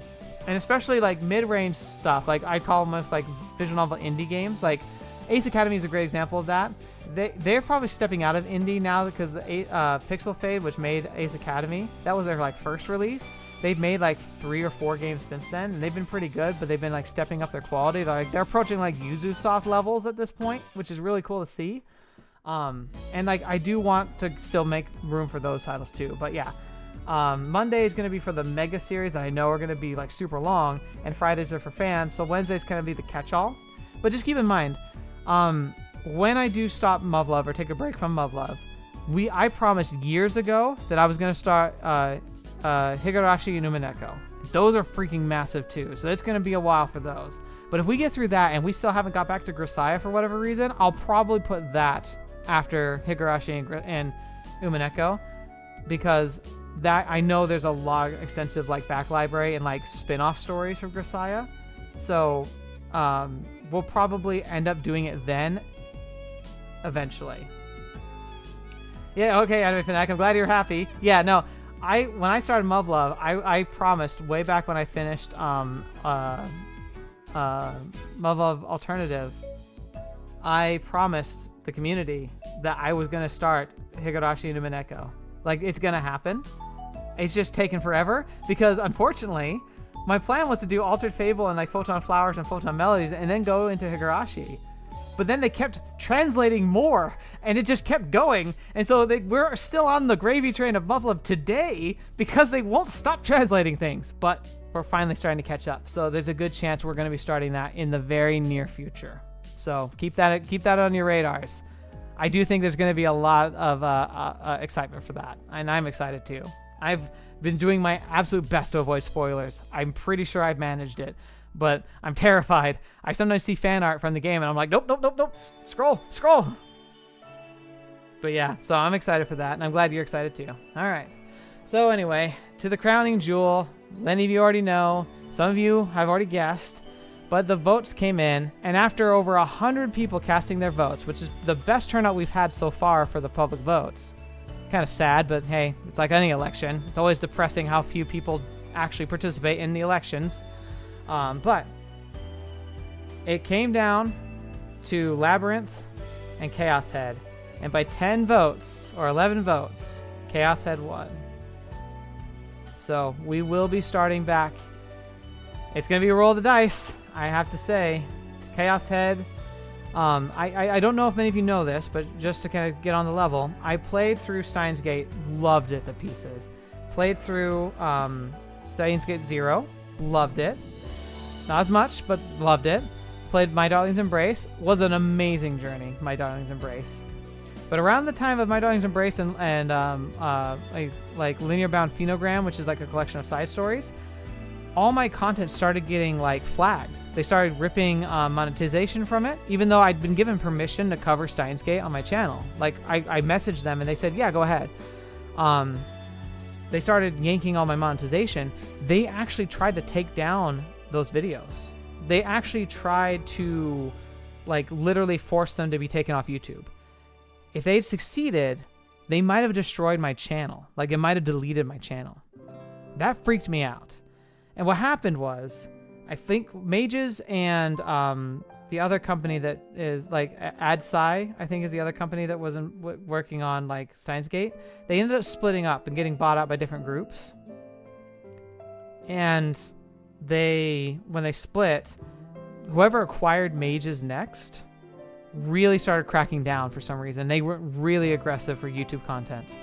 And what's crazy is this is around the time where that guy who had been uploading unedited content from My Darling's Embrace in Japan got literally arrested. Like it was around that same time. They arrested him, and I bet if I were in Japan, they would have tried to arrest me. But they couldn't reach me that way, so they tried to take that on my channel. But YouTube was much nicer back then, has become nicer, and so they didn't take down my channel, thankfully. But they did strip almost all the monetization from all of it, and so I backed up from all of their content. I was planning to jump into Chaos Head much sooner, but I took a big step back then because I was like, okay, I don't know if I want to roll the dice with them. But I've been following them closely. It looks like they have died down and they're letting that content get posted again. So we're going to try it. It should be fine. I'm protected by fair use as long as I take the steps that I do to like putting my face on the screen, having commentary, not just like letting it play out. I'm protected, but if they get hyper aggressive with me again, it might endanger the series because I can't let something like that just destroy the channel. It's the same reason why I haven't played Clannad. I want to play Clannad so bad. I've heard so many good things about it. But they are adamant. The creators and publishers of Clannad are adamant that if you post more than like the first 6 hours of that game, which is not even like, it's like a 50-hour experience. And if you post past the first 6 hours, they're coming for you. And like, I'm just not going to touch that bear. I hope someday they'll give me permission, or they'll like release their death grip and let me enjoy their game with you all. But I'm not touching that with a 10-foot pole, especially when we have, look at all the games we still could play. Look at all the games that you want to see me play. We have so many things to go through. We're not starved at all. So you know what? I can be patient. Hopefully someday they'll come around. And that's also why I've always made an emphasis of like trying to have good relations with publishers. Because someday I want to go to the publishers of Clannad and be like, look at how I run my channel. I'm never going to play this if you don't want me to. But I want to show you I can make content that's respectful of your work, that doesn't rob your viewers, my viewers, the experience of being able to purchase the game and experience it themselves, and hopefully help more people find this game and not forget it. So that's my goal. Anyway, so yeah, Chaos Head. It's going to be the grand experiment. We'll see if it survives. I'm excited.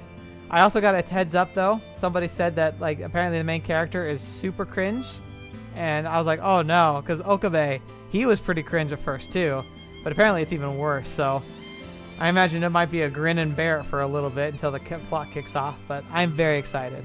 So thank you all so much for being here today. Thank you so much for joining me on the channel, for being a part of this wonderful adventure with the Fruit of Grisaia. This has been a really long live stream, but that's because I just had so much love to share about this.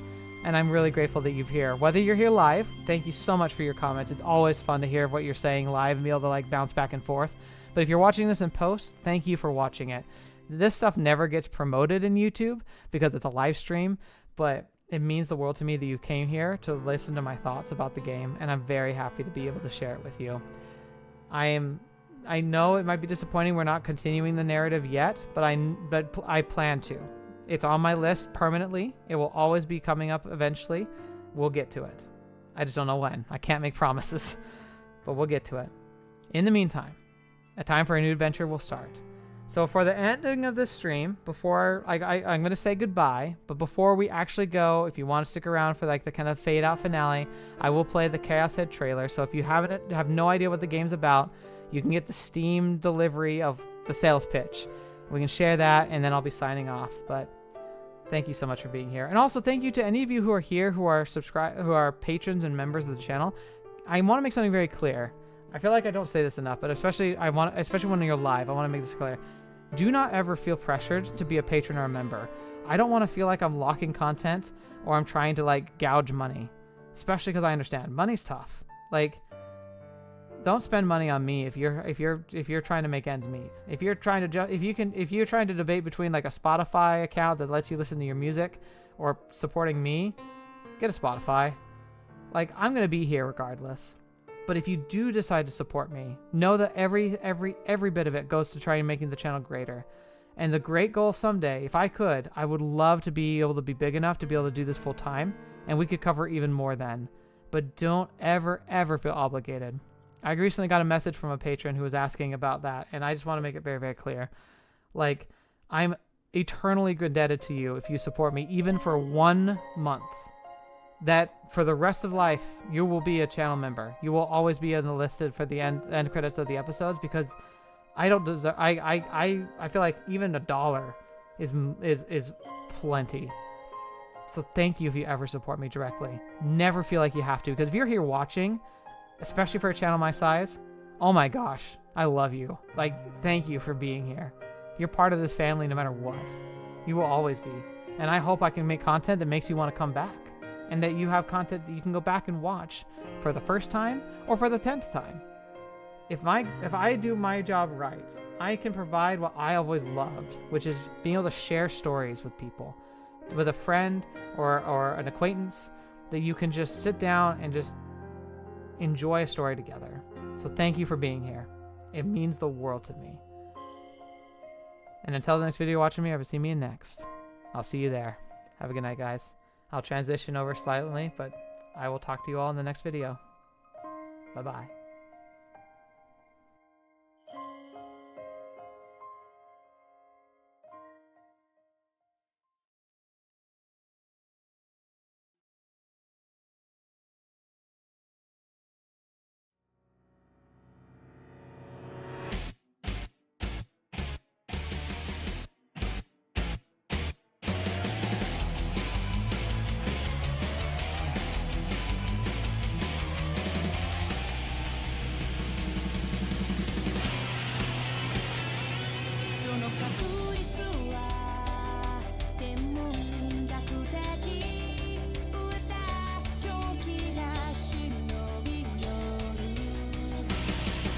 One more